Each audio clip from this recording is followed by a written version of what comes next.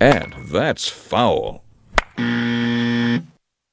Make sure the trash makes it to the trash can.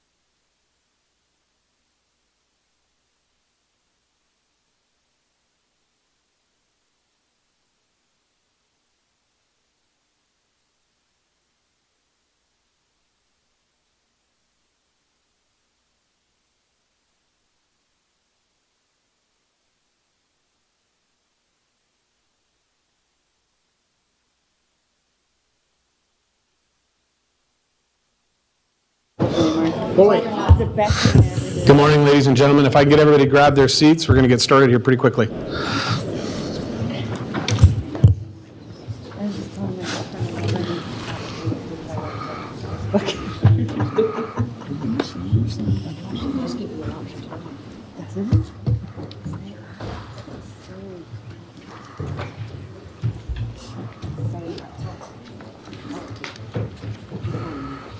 All right. I'm going to call to order the concurrent meeting for November 6, 2017. It's a concurrent meeting of Washoe County Board of County Commissioners, Reno City Council, Sparks City Council, and the Truckee Meadows Water Authority. So at this time, Mr. Joel Grace, would you lead us in the Pledge of Allegiance, sir?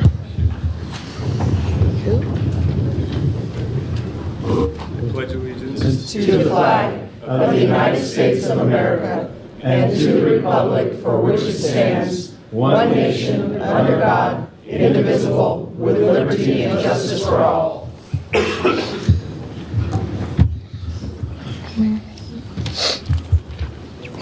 All right. Madam Clerk, can I get a roll call, please, for the County Commissioners? Certainly. Chair Bob Lucy. Here. Vice Chair Marcia Burke-Bigler. Here. Kitty Jung. Present. Von Hartung. Here. Jeannie Herman is absent today. County Manager John Slaughter. Assistant District Attorney Paul Liparelli. Here. I'm Nancy Parent, County Clerk. You have a quorum, Mr. Chair. All right. Madam Mayor. All right. Thank you very much. Is it on? There you are. Oh, okay, great. City of Reno. May I get a roll call, please? Yes, Madam Mayor. Breckus, absent. Dewar. Here. Delgado. McKenzie. Jardine. Bobzien. Sheevy. Here. Madam Mayor, you do have a quorum. Thank you very much. All right.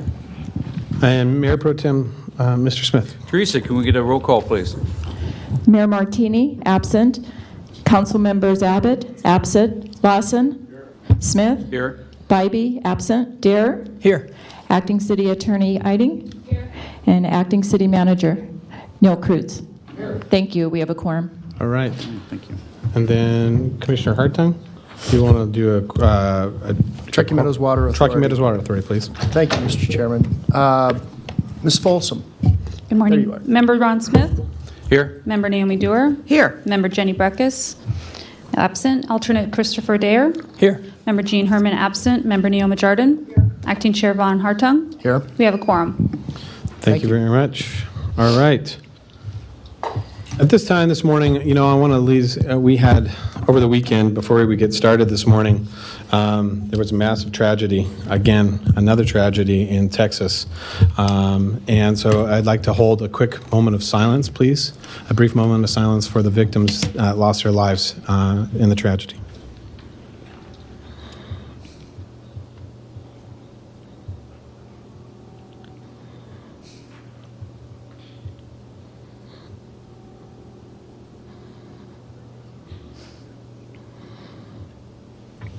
Thank you, everybody. Okay, at this time, we are on to public comment. Madam Clerk, it looks like I have quite a few signed in this morning. So as I would do in most of our commission meetings, I will call you and I'll call the next name following. And if I just have you queue up and get ready to come on down. So first this morning, I have Mr. Rick Snow.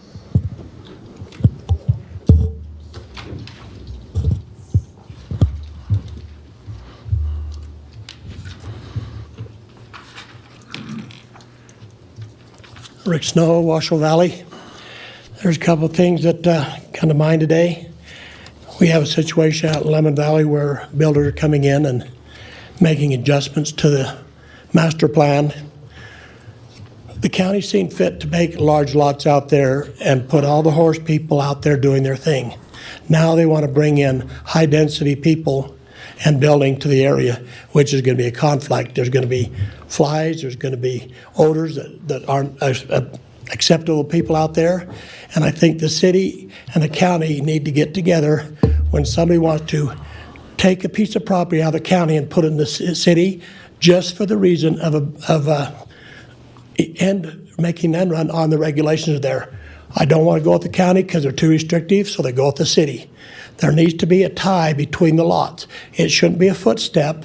There should be an umbilical cord between each piece of ground so that we don't have one piece of property or one subdivision out in the valley that is cut off from the rest in the county while the rest of the property goes to the city.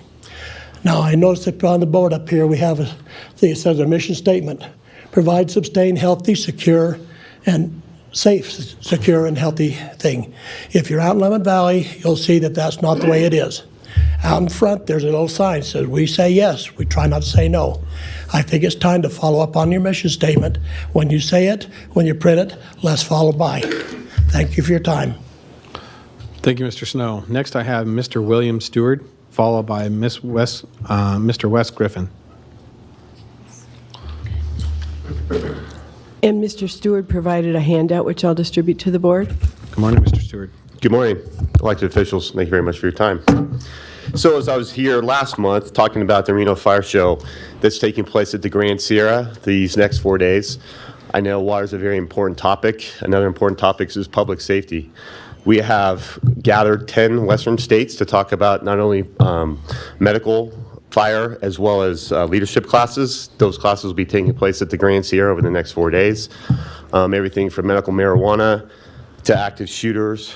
Commissioner, I echo your sentiments as far as those people in the church.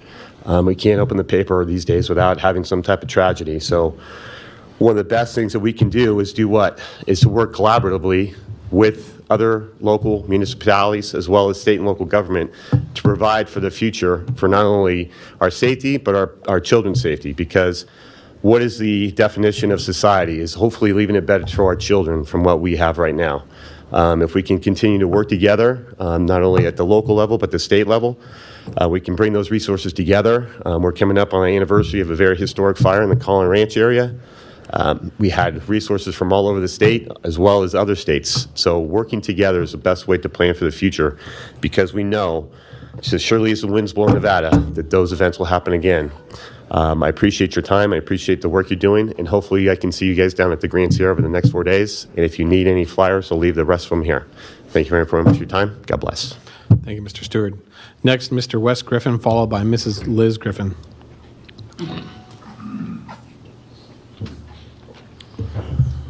Good morning. I'm Wes Griffin, and I'm here to speak in favor of saving Wild Creek. You've all, I'm sure, read the headlines in our local paper about how Washoe County critics and are saying that Washoe County School District is being dishonest in their portrayal of Wild Creek being the best place to build a high school. And that all begins from the very beginning. Before Washoe County and the RSCVA got together to suggest that Wild Creek be used as a high school, there was no public input. In fact, it was done all under the radar, so to speak. People on the RSCVA board were not even aware of what was going on. There was some mention that there were signs put out in our area, but nobody in our group, and I heard of nobody that also saw any public notice of this. When we heard that this was being planned and discovered that they had not even done their homework, they had not even done any investigation of any other sites, and this is stated publicly by them when they said there was no Plan B. Well, can you imagine spending $200, $300, $400 million without even considering an alternate plan? It's ludicrous. Ludicrous. And once that was brought out that there was no Plan B, then suddenly we come up with a Plan B. And not only is there a Plan B, there's 9 other plans. There's all kinds of problems with that report. Number one, they still did not allow any public input. The people that did the report have a vested interest in agreeing with the Washoe County School District, and part of the people were employees of the Washoe County School District. So what would we expect from that kind of report? In the report, there's obvious flaws. They talk about concerns about their Plan A, and they say one of the concerns is that it's already spoken for. Well, it doesn't take 60 to 70 acres for a fitness center or a soccer field. The other thing, too, is they say there's some concern, in one newspaper article said there's concern about children negotiating the hills up there. Well, guess what? There's already a high school up there, and children are already doing it. They talk about problems being with the terrain up there. So the first two sites that they say there's a problem with terrain, and then the third site, the terrain is similar, but they like the site. So the report is flawed. So I would encourage everybody to really look at this very closely. Thank you very much. Thank you, Mr. Griffin. Next, I have Miss Liz Griffin, followed by Mr. John Hesse.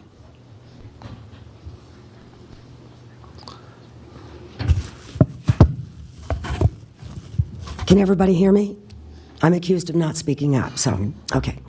I'm also here to speak about Wild Creek, obviously. Let me say, first of all, I'm not a golfer. I don't golf. If you saw me trying to golf, it would bring tears to your eyes. So this is not golf. This is not about golf. This is about open spaces. This is about limited green space that we have available in the city of Sparks. It's about proper utilization of taxpayer funds. And we have spoken many, many times about the lack of transparency with regard to the Washoe County School District and I believe, lack of accountability for the cost overruns that have suddenly surfaced, which to me is probably the tip of the iceberg. What more is to come? You and I both know as consumers, if we decided as a family that we needed a new car, we'd go out, we'd check out the very best possibilities, we would match it to our budget, okay? And if we're wise consumers, we would make our decision based upon that. We have X amount of funds to spend. If then we go to purchase the car and we find out that the cost has come up by 50%, what will we do? Recklessly say, oh, well, we don't have it in our budget, but we're going to buy it anyway? Or would we start looking at alternatives? I believe that the Washoe County School District needs to do exactly that. I think that the cost overruns that we're aware of so far are shocking. I'm not sure that I believe in the reasons for it. So thank you for allowing me to speak. Thank you, Ms. Griffin. Next, I have Mr. John Hesse, followed by Ms. Darlene Hesse.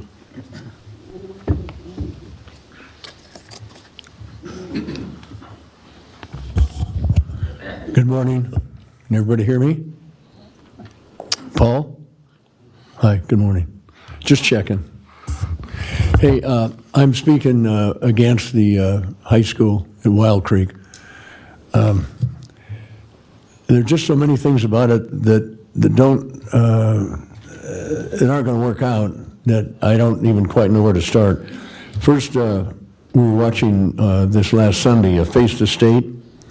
There was a spokesman from the Washoe County, or the Truckee River Flood Project by the name of Jay Alden, and he painted a kind of a bad picture of, not bad, but a terrifying picture of with all the water we got this year. If we get this much water next year, we're going to really be in trouble. Of course, he's got a lot more deeper pockets, I guess, to work with than we do. But if you take Wild Creek Golf Course, and it is in a floodplain, I'm an insurance agent by trade, and I sell flood insurance, and I sure wish I could sell the flood policy on a Wild Creek Golf Course, because I'd be retired by now.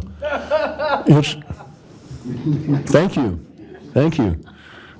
Come to my office later now. No, but it would be. It's in a floodplain. A parking lot at a high school is not going to soak up any water, and I would think that you could probably remedy any of this stuff if you had enough money. Well, the school district is spending a lot of money, or wants to spend a lot of money on this particular high school, and they've got a lot of their schools to build also. So if they run over budget on this school, what happens to the other schools? Do they come to the public again and say, we need some more money? We're in Hawk now, but we need some more money. I don't know. It's just hard for me to fathom as a father and a grandfather that we're kind of putting this kind of a budget constraint on these kids. I mean, I guess the government can spend money that they don't have. I can't spend it in my insurance office, I know that. Anyway, I just can't hardly believe that the flood control isn't going to be more of an issue. I mean, we have traffic, and it took me half an hour to get here. I live next to Wild Creek. It took me half an hour to get here, and I'm glad I started early. And the people that were with me, they were running a little bit late too. But anyway, you folks got a big project to do, but I hope that you would consider thinking that maybe we keep this as a golf course. Maybe a private entity could go ahead and run it, similar to Sierra Sage, because the overrun on this project is going to be just more than we can stand. Thank you for listening. I'm going to go to work now, so have a good day, all of you. Thank you, Mr. Hesse. Next, I have Miss Darlene Hesse, followed by Miss Tammy Holt Still. Okay, bye. Good morning, everyone. I'm here again for Wild Creek Golf Course. And not only just for the people, I'm here for the animals, the wildlife. It's a beautiful area. I believe all the knowledge that I have heard about this project will be $1 billion boondoggle.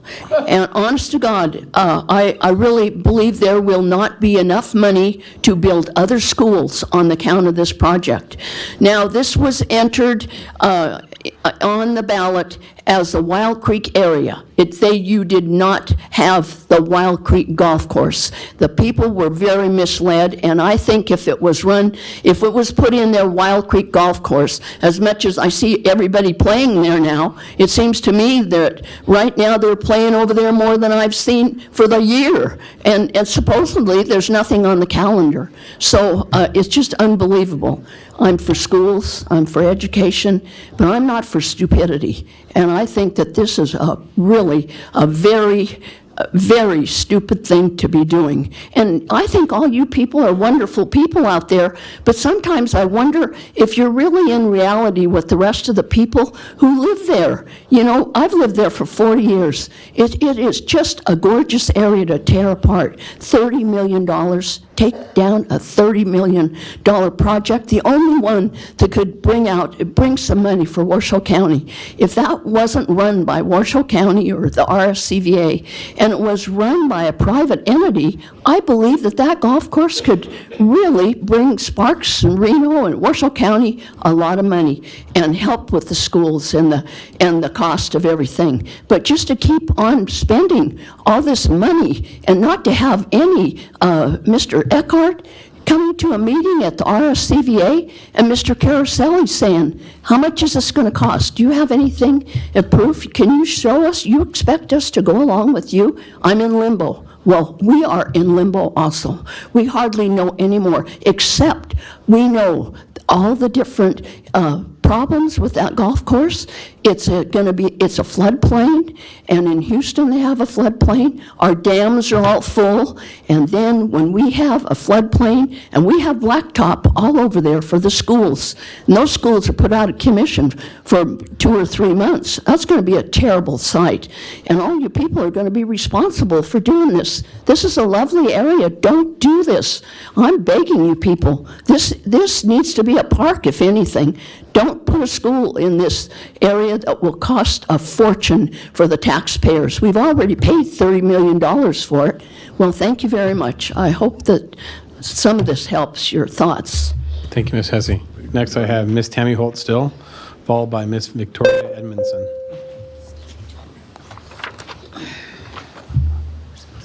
Can we get the overhead, please?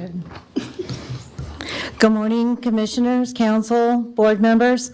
Tammy Holt, still Lemon Valley Swan Lake Recovery Committee. The water's still there. I'm still here for the record. Regrettably, I have to start off with some very disgusting and horrifying news. Washoe County has announced to residents in Lemon Valley they will no longer receive assistance, but they cannot return to their homes. For example, the senior citizens that are standing up behind me. He is a disabled veteran. How could you treat these people this way? It is sickening. Second, the red tagged residents out in Lemon Valley, receiving a letter telling them that they need to get their homes repaired, and they haven't received any assistance to do so. Washoe County Commissioners and staff making negative, disrespectful comments about Lemon Valley residents as a whole to other political officials and professionals. At this time, Washoe County and the City of Reno have yet to do their fiduciary responsibility. This is not a state or federal emergency or response requirement. This is yours. You need to do the following. You see the people in the background, they feel the same way. You need to, number one, assist the residents displaced by the effluent waters generated by Washoe County and the City of Reno's sewer plants. Pay for their housing until they can return to their homes. Pump your effluent water out of Swan Lake now, not 10 years from now. Protect all the homes from the flooding currently, including the church, which have not been. Urge TRC, the City of Reno, and TMRPA to fund the HUD for assistance to rehabilitate their homes. Put a moratorium on all construction or attachment to the sewer plants, Washoe County and the City of Reno. You have 2 plants out there that are causing this situation. And this picture right here, this needs to stop. This was done on the corner of Lear and Stead Boulevard in the last 2 weeks. Those pipes are going to be whatever it's going to be, whether it's stormwater or sewer, it's going to end up in Swan Lake. Swan Lake is overflowing right now. We don't need it. It's time to stop. It's time to pay attention to your infrastructure first and quit damaging everybody else. It goes back to your backyard is messing up my front yard, and it's time to fix it. Thank you. Thank you, Ms. Holdstill. Next, I have Ms. Victoria Edmondson, followed by Ms. Kathleen Shoup.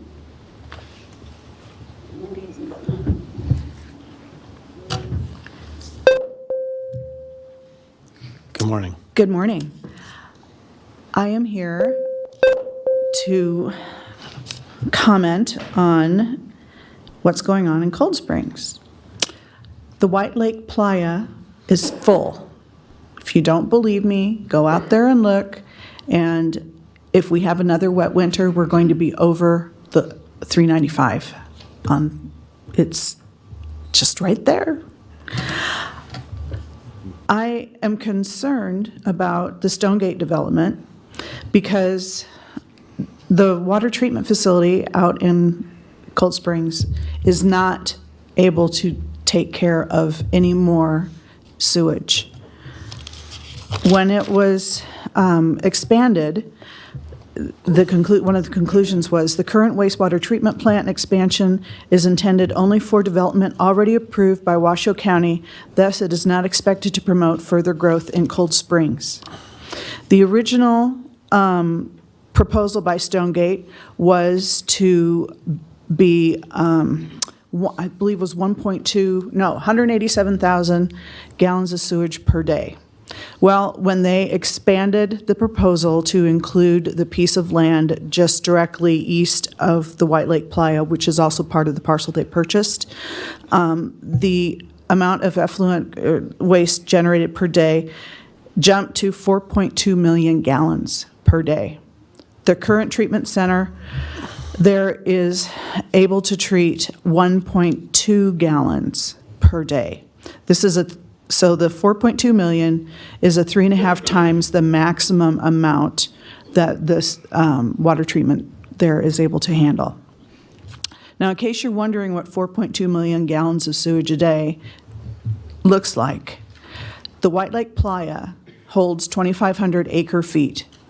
So 4.2 million gallons of sewage a day would be the equivalent of filling the playa every 6 months with sewage. I also question what is going on because they projected in 2017 that the current wastewater treatment would have reached within 15 feet of the top of the aquifer under the playa. We have 5 feet of evaporation per year. What happens when the aquifer gets full under the playa is it percolates up and then is lost to evaporation. We're full. We just had a very dry, hot summer. In theory, the playa should be empty right now, but I believe what's going on is the wastewater is going into the aquifer over and above the 15-foot barrier that they thought would happen at this point in time. And so I'm wondering, where are the studies to determine where is the level of the water in the aquifer? Thank you, Ms. Edmondson. Thank you. Next, I have Ms. Kathleen Shoup, followed by Ms. Denise Ross.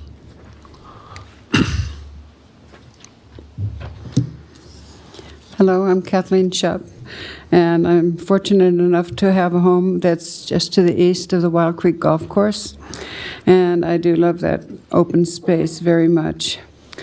It needs to stay a public golf course or an open space. As a golf course, it supplies affordable golfing for our seniors and our regular folks that cannot afford to belong to one of the country clubs. It's close enough to the homes so that the people can actually get there in a timely fashion and not have to drive for quite a distance. It's a habitat for a lot of animals. There are so many really wonderful little animals scurrying around on there.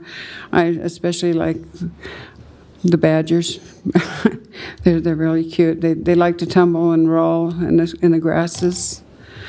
The school district never did any due diligence when they looked at that property. They didn't check out any of the traffic problems or the flooding, which has been mentioned so many times over and over.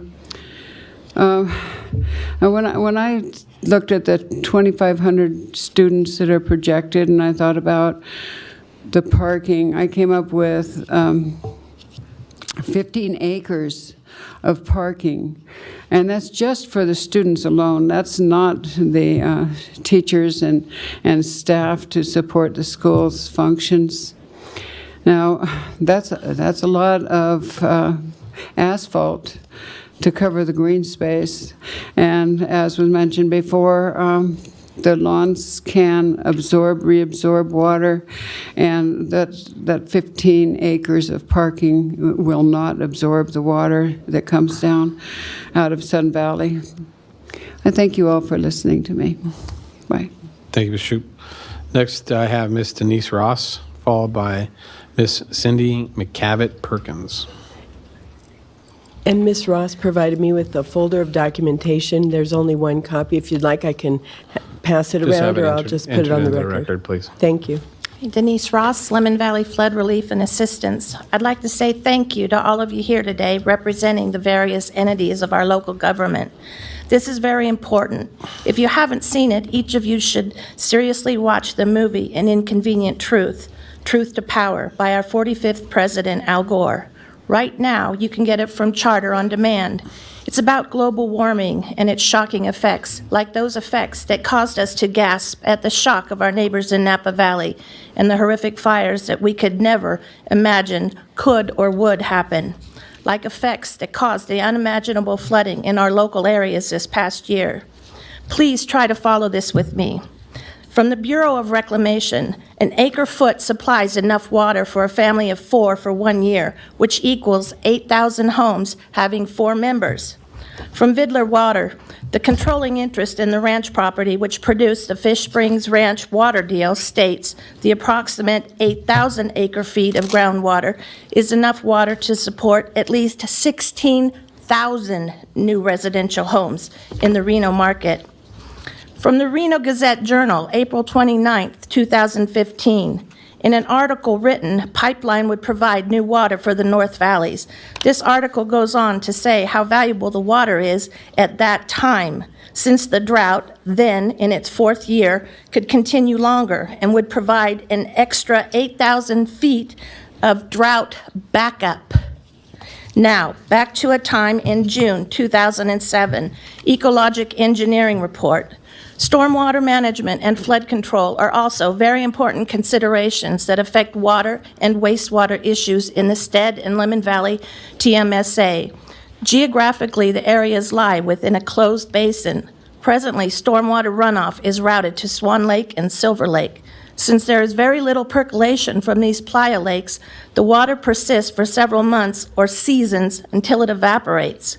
Recent planning work indicates that more severe flooding may occur. Furthermore, additional runoff resulting from development in the Swan Lake watershed will need to be mitigated to prevent an increase in flood elevation. Now, please consider that Fish Springs Pipeline will be supplying housing areas, warehouses, and already converted homes. Consider effects from global warming and Nevada's history of drought and flash flooding. Consider the engineering reports warning of stormwater and wastewater issues that result in additional runoff from the development. Ask yourself, where is this 8,000 acre-feet of water being pumped in from Fish Springs that may one day go dry going to end up? Swan Lake and Silver Lake. You are all on record as being in attendance for this wake-up call. I'm giving the reports to the clerk for your review. Thank you. Next, we have Miss Cindy McCavitt Perkins, and followed by Mr. Danny Turkanian.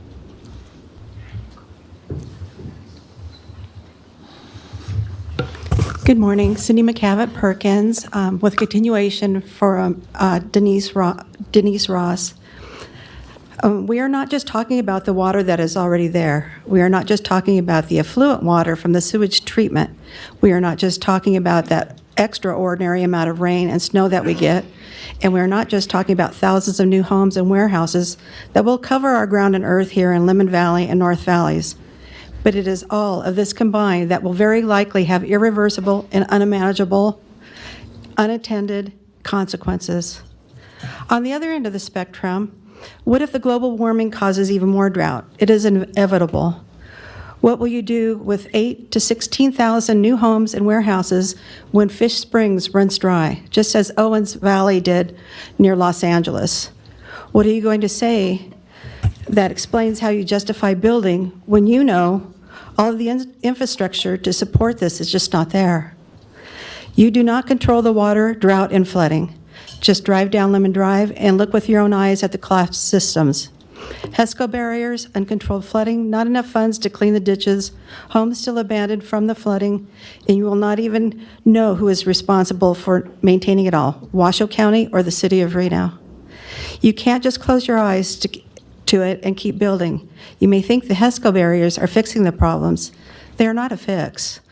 You can't just open and close Lemon Drive to the weather. You can't continue to run temporary pumps forever. Things out there have collapsed. You cannot deny what your eye sees when you drive down Lemon Drive.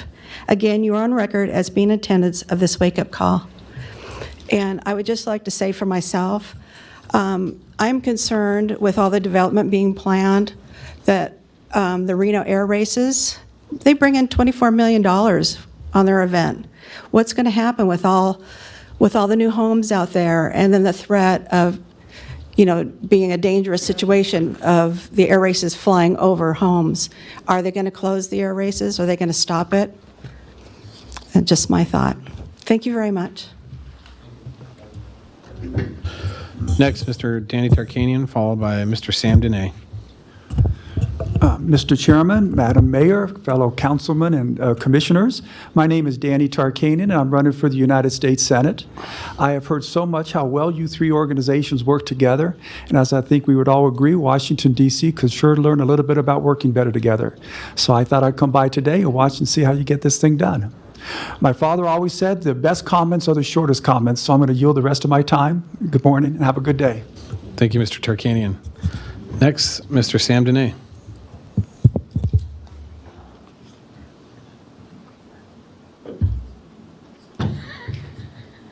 Excuse me.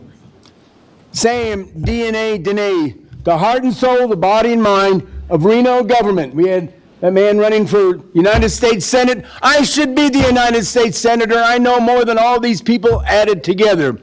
and a nice smiley face over there. And I'm the most humble person in this community because if people knew what I have to go through and still maintain my little bit of sanity I still have, they would probably go crazy. I'm an Air Force Academy graduate. I spent many years flying fighters and bombers, defending our nation. I've been to more city council meetings and county commission meetings than all of you wonderful people added together, multiplied by 10. I'm responsible for 90. Oh, and by the way, I really appreciate when we have the sheriff sending a deputy down here every day, and the police chief, a deputy here to protect Sam against nefarious things that might be happening back there. Thank you very much, sir. At any rate, nice smiley face there too. Hey, by the way, I'm responsible for 92% of the good things about Reno, starting with saving Burning Man when they wanted to shut it down, all the way to saving the Air National Guard, which they wanted to get rid of it by bringing fighter planes in. The Air Guard would no longer be here. I said get cargo planes, they got cargo planes, and we have a great Air Guard going on now. All the way up to this Tesla effect, but now I'm regretting that I was a driving force that helped bring Tesla here. It's not really a good thing because the wrong people are paying for the problems. The people, why aren't you having meetings with those people over in Story County and ordering them to pay for all of these schools and things? Build the schools over there. This is wacko. And people said, Sam, why don't you try to be nice? And I said, wouldn't it be nice? Wouldn't it be nice if we had bureaucrats who respected the citizens? Wouldn't it be nice if we had an honest voting system?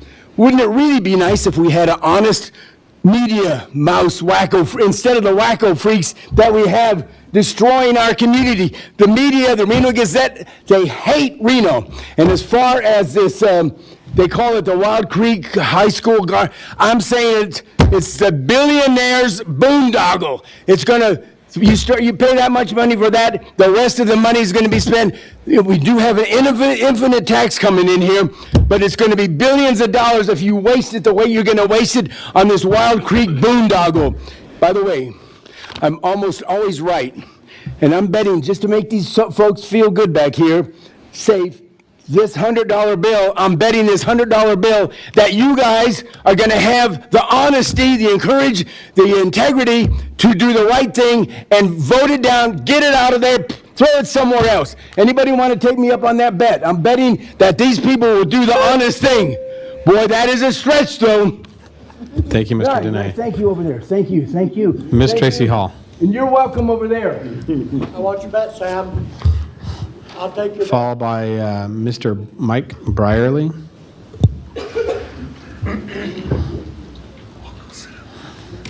Hi, Tracy Hall for the record. I'm sure several of you recognize me by now. I haven't had the privilege to talk to City of Sparks or the Water Authority, but I say that every time I'm up here, was a resident of Lemon Valley. My 10 acres still, a lot of water on it.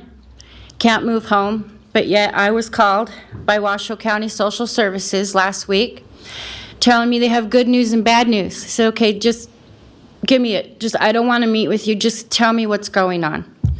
They said, your housing is no longer going to be paid for, but I can't go home.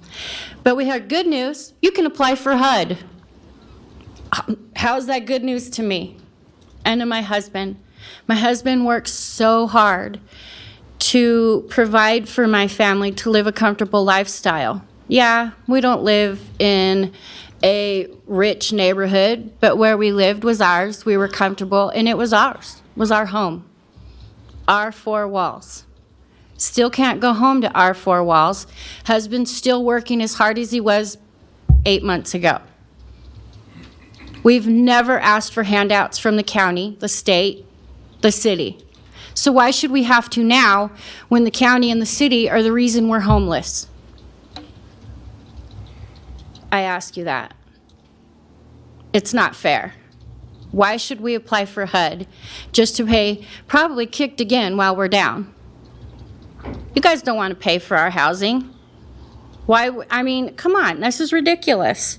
You guys talk about on the news that you're there for the duration, for the community out there, but yet you keep taking back what little help you've done. Why can you put on the news that you're still there to help us, and you're not? That's a lie. Those HESCO barriers, sure, they help a little bit, but for those of us on Pompey, they've destroyed our lives.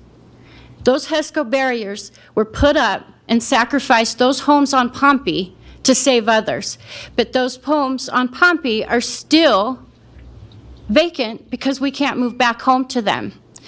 A couple of weeks ago, I heard veteran and homeless shouldn't be in the same sentence. You got a homeless veteran out there because of the flood, and he's homeless. Shame on you. He shouldn't be, just as we shouldn't be. We're part of the community just like everybody else, and we deserve a home back. And now we're being told, as of January 1st, no longer our temporary housing will be available unless we qualify for HUD. Then we have to pay more money out of our pockets. That it shouldn't be that way. Thank you. Next, I have Mr. Mike Brierly, followed by Mr. Jeff Church. Good morning, Mr. Chairman, members of the commission, and those from City of Sparks and City of Reno. I'm here to talk about Wild Creek, but I have to start off by yesterday I took a drive. I went up to Old North Gate. I went around the whole area. There's a number of beautiful homes around North Gate. And I finally got around to the road that used to go up to the clubhouse. There's a big lock gate there with a sign on it that says golf course closed.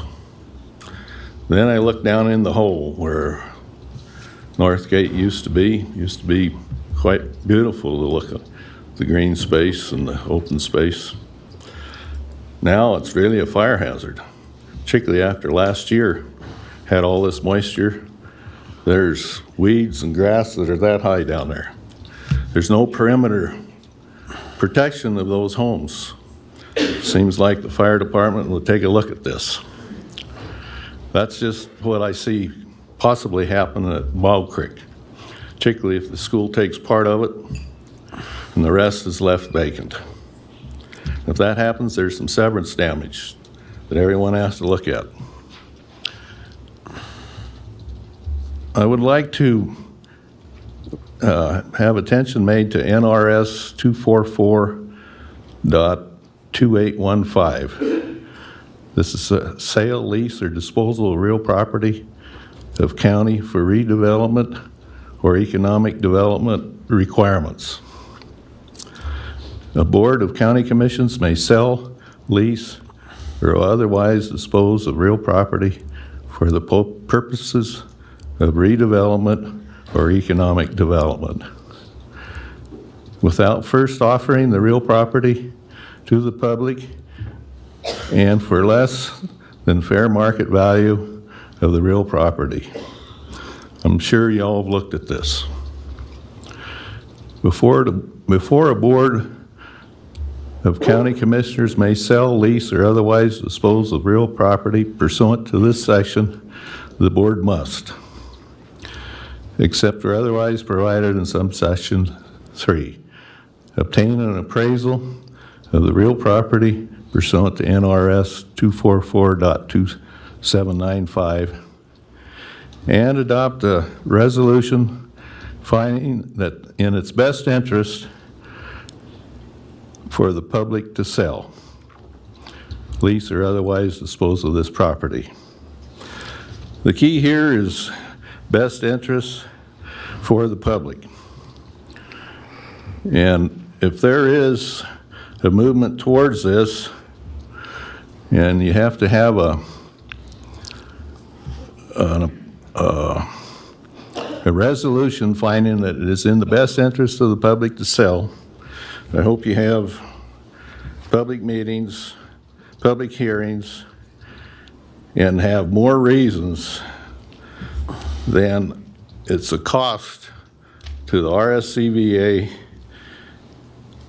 or where they're losing $300,000 a year for the next 3 years.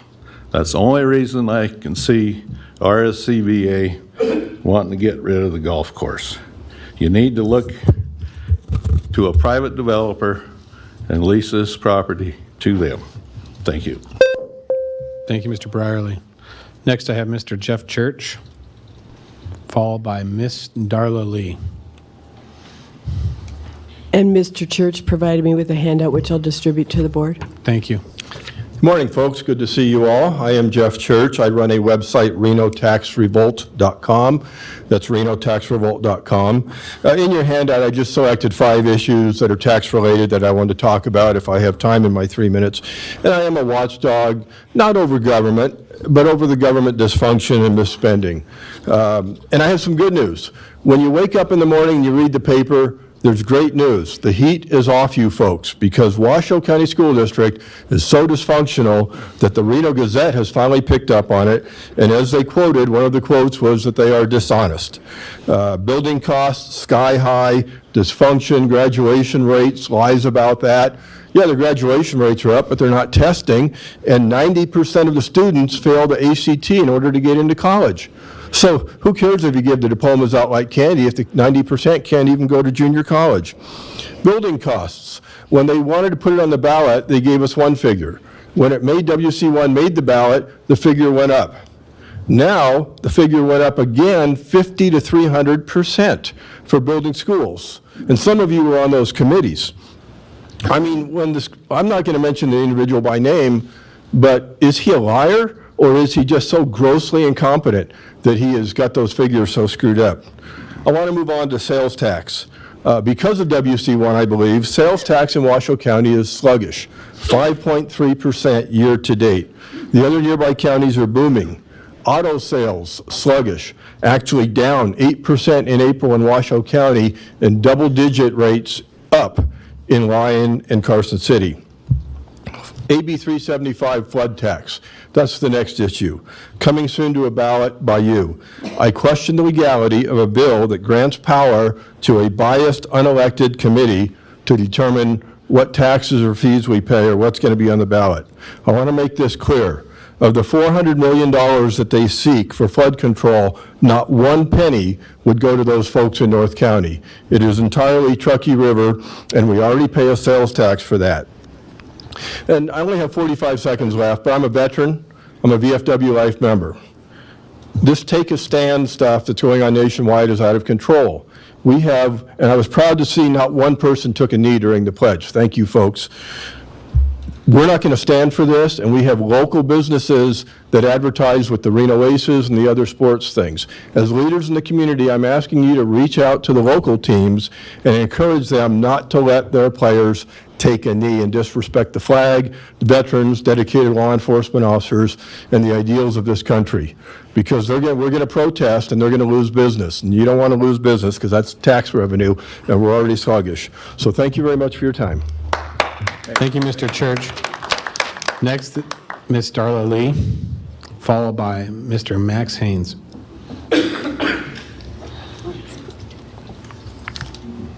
Good morning. My name is Darla Lee, for the record. I'm happy to address each of you at this concurrent meeting about the Wild Creek High School proposal, because it was at such a meeting last May that the intention to build was voted on and approved. Over the last 6 months, you have heard concerned citizens address this issue, and perhaps you were tired of seeing us. Sadly, only a small number of us can attend meetings held during normal work hours, so you see the same faces, but rest assured, we represent thousands who share our concerns. That being said, I will not reiterate what you have already heard many times about all the negatives involved in building of a new high school at the Wild Creek Golf Course. And we are all waiting to find out the results of the impact studies, which are due at the end of this month. However, according to personal conversations with the female members of the Washoe County School Board, I have to say the men never called me back. I have no doubt that if the studies indicate approval of the site, it will be bought and the school built, no matter what the cost overruns might eventually be for this project.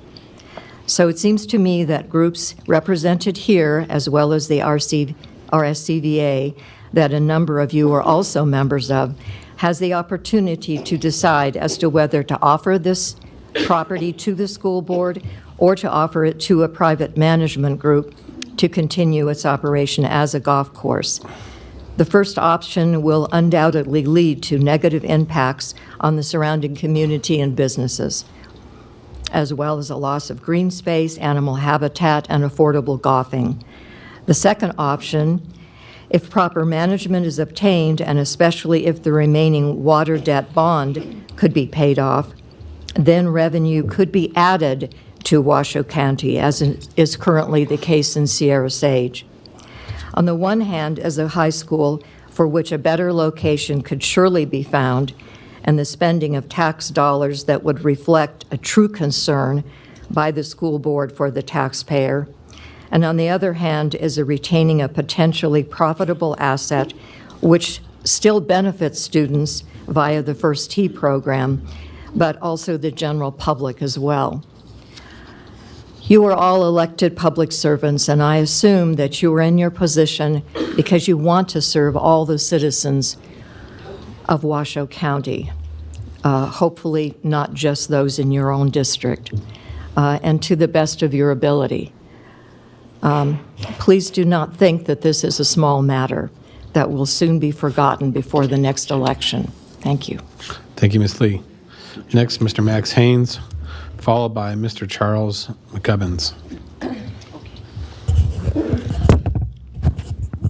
Good morning, council members, commissioners, and staffs from the city of Reno and Sparks and the county. Thank you for allowing me to speak. I'm going to speak a little bit about housing. My name is Max Haynes. Before I get into my comments, I'd just like to say there's three kinds of people in the world: those who make things happen, those who watch things happen, and those who wondered what happened. I'm a little concerned that with the housing issues we face in the region, we're going to be asking, well, what happened? I live in the county, I live in the city. I have employees that are getting to the point where housing is a crisis, rents are skyrocketing, and as you guys probably know, the key to affordable housing is really supply.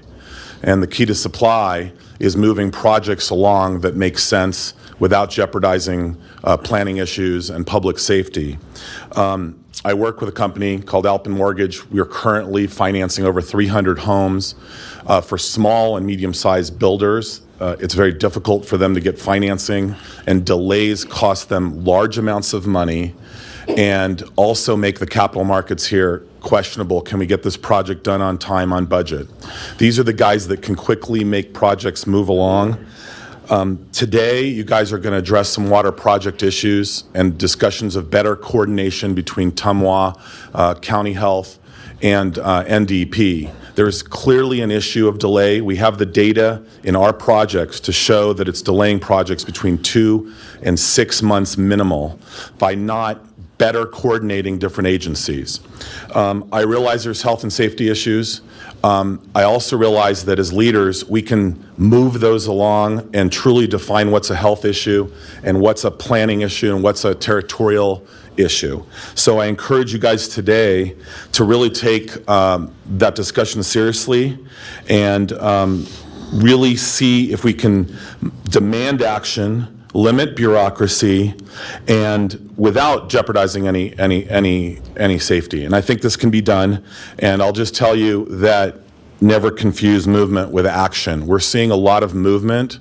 I don't believe we're seeing the action that's necessary to meet the shortages we're going to see in housing. This is something that all bodies need to get together and demand leadership all the way from the state, the governor's office. The governor has asked his staff to move things along.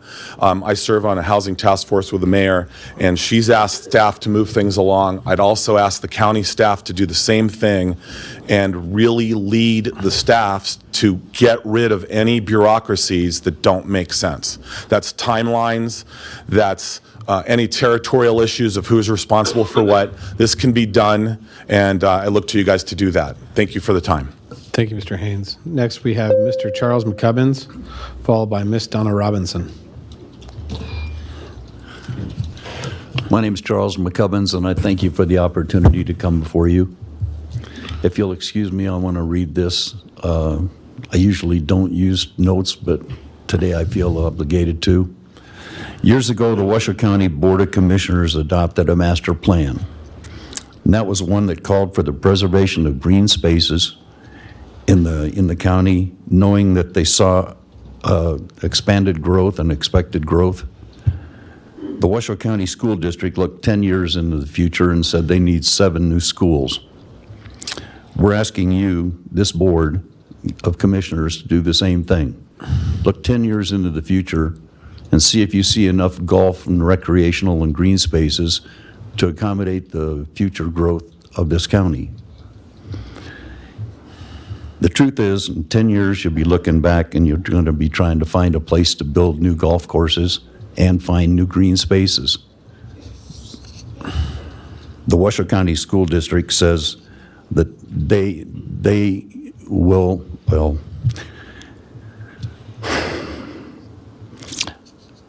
it was not, I'm losing my train of thought, and I apologize so much. We want you, the NRS says that we want to preserve green spaces and recreational uses for this county.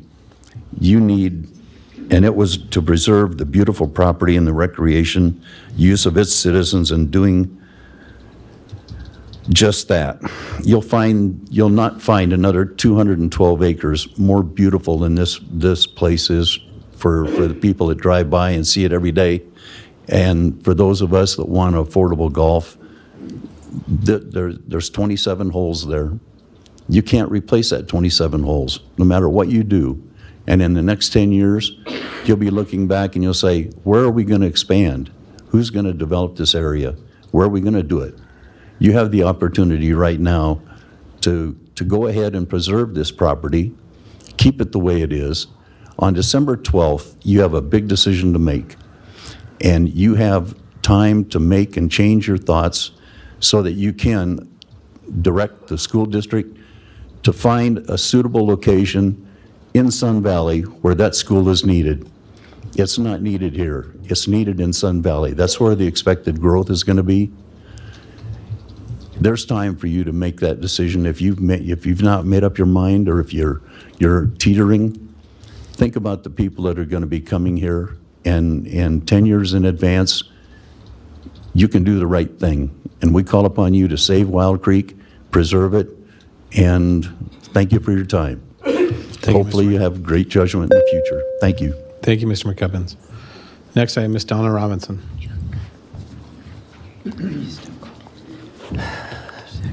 Good morning. The commissioners know who I am. I'm happy to speak in front of representatives from the city of Reno and Sparks. My name is Donna Robinson. For the record, I am a resident of Lemon Valley. I am a veteran, and I am currently and still out of my home in Lemon Valley due to the flooding. I had no intention of speaking today. However, listening to other public comments, I have heard some things that have angered me. One of the things I want to say is thank you for the help that you have given us, Washoe County. I am lucky enough to be in housing provided by the county and the state. However, I had to go out and find a loan to fix my home. I had to take out $60,000 to fix my home. Guess what my insurance paid me? Nothing to date, maybe $500 in the future. Insurance is not worth, flood insurance is not worth the paper it's written on, okay? I have to worry every day, especially with this winter. We're hearing it's going to be one of the worst ones we've had. We're going to get more water. Am I wasting my money by putting it back in my home? I am a veteran. I am also a retired city employee. I gave 26 years of my life protecting the city of Reno and the residents of that city. And I am really disturbed at the fact that all the work that I am putting back in my home may be worthless. I want to live in my home. I've been there for 25 years. I have blood, sweat, and tears on my property. I have horses. I have dogs. My son was raised there. And I may lose my home again if the flooding happens again. I need something done. The residents out there need something done. Not in the future, not let's wait and see what's going to happen. We need something done now. Put up a barrier, put up a pump house, do something. Show the residents out there you care. We put you in office, Commissioner. We need help. We are tired and we are stressed. And my health has been the shittiest it's ever been this past year. We need the cities and the county to find real solutions to the flooding issues, not let's wait and see. Well, maybe we can do this, maybe we can do that. Well, no, we're going to wait. We're going to start talking about it 9 months after the fact. I have been out of my house since March. What would you do if you were out of your house for the last several months? Thank you. Thank you, Ms. Robinson. Okay. Seeing no further public comment this morning, what I'll do is I'll bring it back to the board at this time. This time we are on to agenda number 5. So we're at the approval of the agenda this morning. I want to make a quick note on the county commission's agenda on page 2. There was an incorrect date at the very top, dated February 6th. It's not the February 6th. It is currently for, obviously, November 6th, 2017. So that was a typo on our behalf. But other than that, looking for approval from the county commission. Second. I have a motion by Commissioner Jung, second by Commissioner Burkbigler. All those in favor signify by saying aye. Aye. Aye. All those opposed? Motion carries. Madam Mayor. All right, thank you very much. May I get approval of the agenda from the City of Reno? So moved. I have a motion, I have a second. All those in favor say aye. Aye. All those opposed? Motion carries. Looking to accept the agenda item for the City of Sparks? So moved. We have a motion. And a second. Any further discussion? All in favor say aye. Aye. Opposed? Passes unanimously. Thank you. Great. All right, at this time, we are on to our presentation. Truckee Meadows Water Authority, Mr. Oh, I'm sorry. Thank you, Commissioner Hartung. Commissioner Hartung. Members of the Truckee Meadows Water Authority, I need a motion or any changes to the agenda. Second. I have a motion by Councilman Jordan, second by Councilman Dewar. Any discussion? Seeing none, all those in favor? Aye. Aye. Any opposed? Motion carries unanimously. Mr. Chairman. Thank you. At this time, we are on to our presentation this morning, and there's a presentation, discussion, and possible action on the status of the review and approval of water projects by the Truckee Meadows Water Authority, Washoe County Health District, and the Nevada Department of Environmental Protection. We have with us this morning members from each of these entities. One of the reasons this issue is brought forth by to this concurrent meeting to be held in this is to have an open discussion that has been brewing, I guess, in most of in the four entities over the last 6 or 7 months, if maybe longer.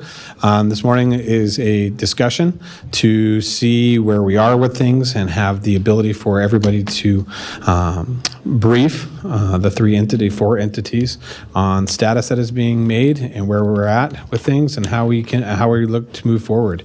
So at this time, what I'd like to do is invite Mr. Greg Lovato from the Nevada Department of Environmental Protection to lead us this morning. Thank you, Commissioner. Thank you, Commissioner Lucy. Again, my name is Greg Lovato. I'm the administrator of the Nevada Division of Environmental Protection. With me today, I have Washington County Health District Officer Kevin Dick and also TUMWA General Manager Mark Foray. We have a four-part presentation for you today. I'm going to give a bit of background on Nevada drinking water law and regulation. Kevin and Mark will then follow up with discussion about recent progress we've been making on approving water projects, and then I'm going to follow up with some discussion about longer-term fixes. And so just to start off, although the focus of the review has been on the review and approval of water projects, individual water projects, these individual projects are taking place within the context of federal and state laws and regulations where both the state and Washoe County Health District have assigned roles. The Ottumwa water collection, treatment, and distribution system is regulated as a public water system under both federal, state laws and regulations. Those public water system regulations apply to very small systems such as mobile home parks and at mining facilities throughout the state, as well as large municipal systems such as Ottumwa's. Ottumwa's system is issued a permit as a public water system by the state of Nevada. The system is subject to both federal Safe Drinking Water Act and Nevada Public Water System Law. Since the late 1970s, first the Nevada State Health Division, and then starting in 2005, the Nevada Division of Environmental Protection have a specific role in meeting requirements to maintain what's called primacy enforcement responsibility under the Federal Safe Drinking Water Act. This allows permitting and enforcement to be handled more efficiently at the state and local rather than at the federal level. As part of our delegation from the US EPA, NDEP is required to assure that design and construction of substantially modified public water system facilities are capable of compliance with state regulations. The term substantially modified is not specifically defined in the Safe Drinking Water Act. The way that NDEP interprets that term is both magnitude and potential for public health impact. That's how we interpret the term substantial. Additionally, the Washoe County Health District is assigned a role by state laws and regulations to review and approve initial construction and any renovation, modification, or expansion of the water system. State law requires Washoe County Health District approval of substantial addition and alterations. But again, the term substantial is not further defined in the statutes. NDEP's role in water projects is to provide technical assistance and at times direction to Washoe County Health District to ensure that oversight and regulatory determinations comply with state regulations and federal delegation requirements. State regulations originally enacted in 1997, that was the last time they were substantially revised, by the Health Division are very specific and require Washoe County Health District approval of all water projects regardless of size, unless a waiver is granted for main expansions of less than 500 feet or less. So just a couple takeaways from this background before I turn it over to Kevin. The Safe Drinking Water Act delegation requires NDEP to assure compliance with state regulations. Both the state and Washoe County Health District have a role in approval of water projects under federal and state laws. The state regulations enacted in '97 are very specific and require approval of all water projects. But at the same time, we will be discussing and clarifying what is under the umbrella of a water project, keeping in mind the potential for both public health impacts as well as the size of the modification. And with that, I'll turn it over to Kevin to talk about some of the recent developments. Thank you. Good morning, Kevin Dick, District Health Officer for the Washoe County Health District. I appreciate the opportunity to be here today. Mr. Lovato just explained to you that the Nevada Administrative Code requirements have been around since 1997. So I want to take a few minutes to explain then why we had these problems that happened earlier this year. The state of Nevada became aware that the review process that we had at the health district for water projects was not in conformance with the NAC requirements.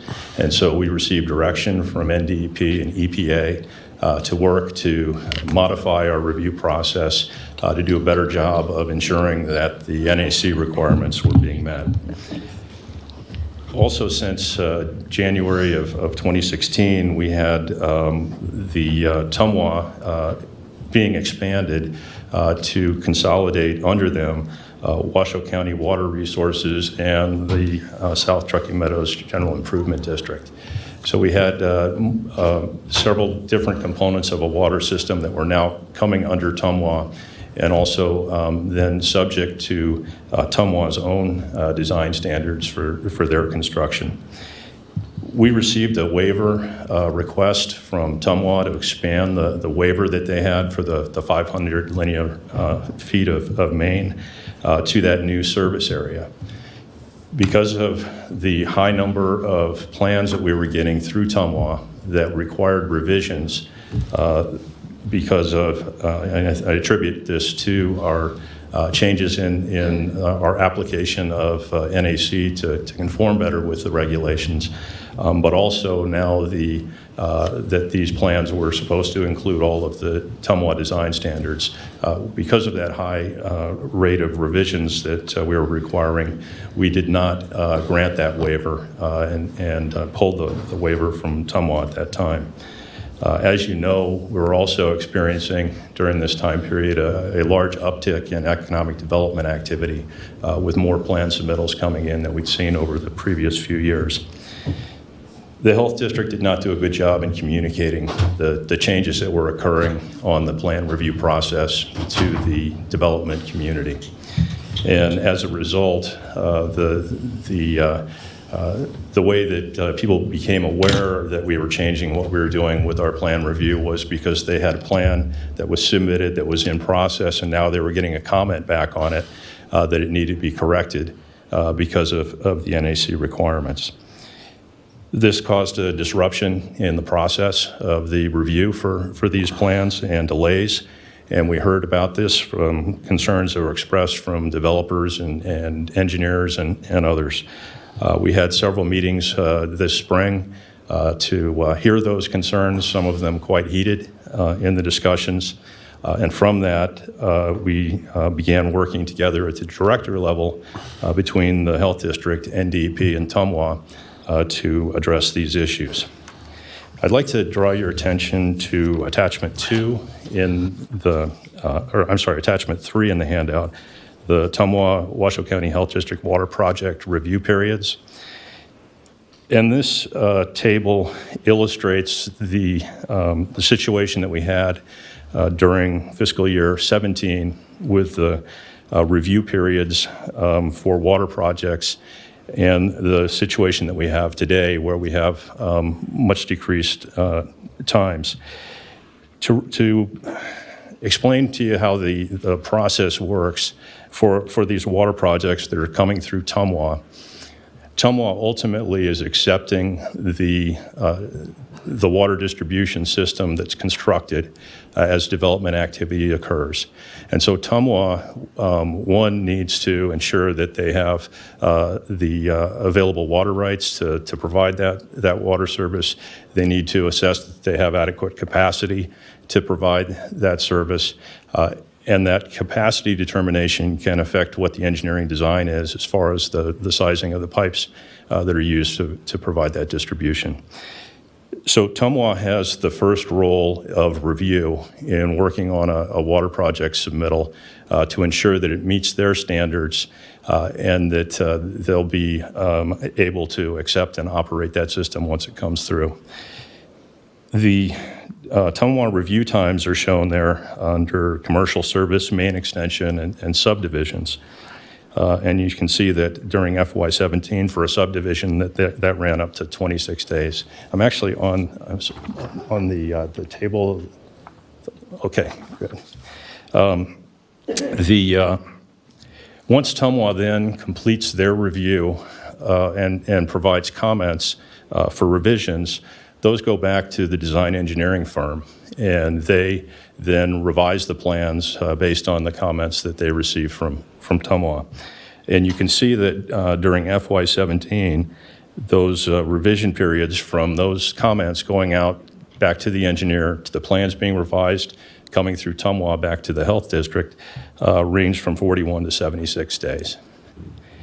So then the plans come to the Health District for our review.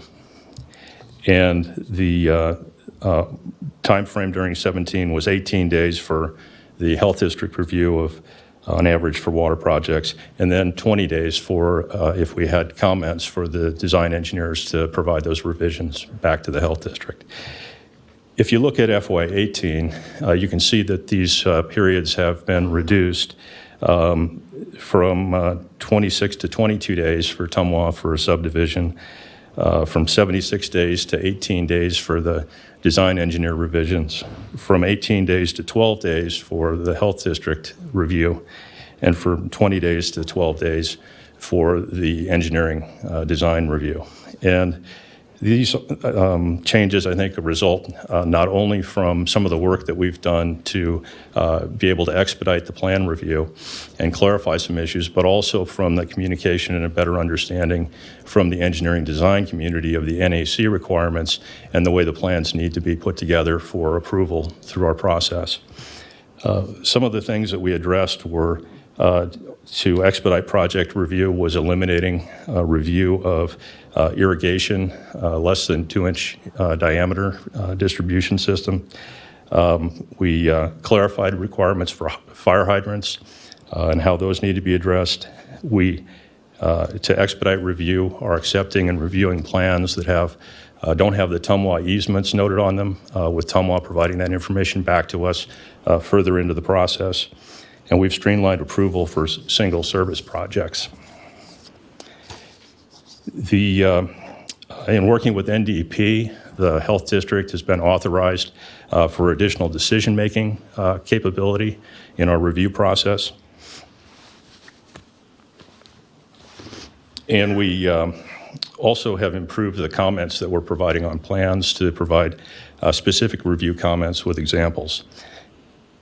We've worked much more closely between Tumwa and the Health District staff on the review, which has improved the communication, I think has assisted us in having plans now coming through Tumwa's process that are more readily able for us to approve and move through the process. And we also, through the meetings at the director level, have set up a management review for issue resolution. So if we have situations where Tumwa and the Health District are looking at the regulations differently and we have a conflict, we immediately elevate those and work on those at the director level to resolve those. I wanted to also call your attention to the attachment to the submittal flow, because I explained to you how the review process works, in which first the developer needs to work with Tumwa to design a system that Tumwa can then take over operation of. So you've got the Tumwa design review, sequential then with the Health District review. And what we've found is that we have a number of projects where the civil plans are put together and the developer then goes to one of the jurisdictions and submits those plans for a building permit at the building counter, and the clock starts ticking for review of those plans. But they may not have already begun work with Tumwa, and so when that civil plans come through the building department and are provided to the Health District, we don't have a water project that we can review that goes along with those plans. So we basically are stuck waiting until the project goes through the Tumwa process and the plans are suitable for Tumwa to then submit to the Health District. And so that's the current submittal flow process that you see, where there's a problem with a critical path there as far as people not working with Tumwa earlier in the process to get that review going on these projects. And so we've been trying to communicate as well to the development community the page 2 view of the ideal submittal flow, where in the development process, they're working with Tumwa earlier in the process so that they can initiate that work that needs to occur with Tumwa, get those plans reviewed through Tumwa so that as they're going and applying for building permits, they're further into the project and we can have a water project that we can review and move things along. I also mentioned that we had pulled the Tumwa waiver because of issues that we were having with plans that needed revisions coming from Tumwa. And we're currently talking with Tumwa and with NDEP about providing that waiver back. I think we've seen a great improvement in the plans and what we're able to review to. And I think we've improved the disconnect that I believe was going on between our two agencies by the communication that we've done in trying to work through these issues and resolve the problems. So we're working to move that further into the further along in the process and get that waiver reinstated. So with that, I'd like to turn it over to Mark Forey to provide his assessment of where we're at from Tumwa's perspective. Thank you, Mr. Dick. Mr. Foray.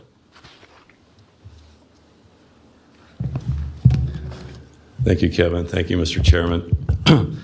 Happy to be here today. Mark Forey, for the record, with Tumwa. Good boy.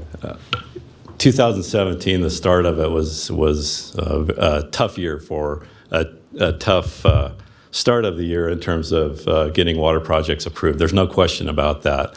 But when these issues arose, we at the director level did get together.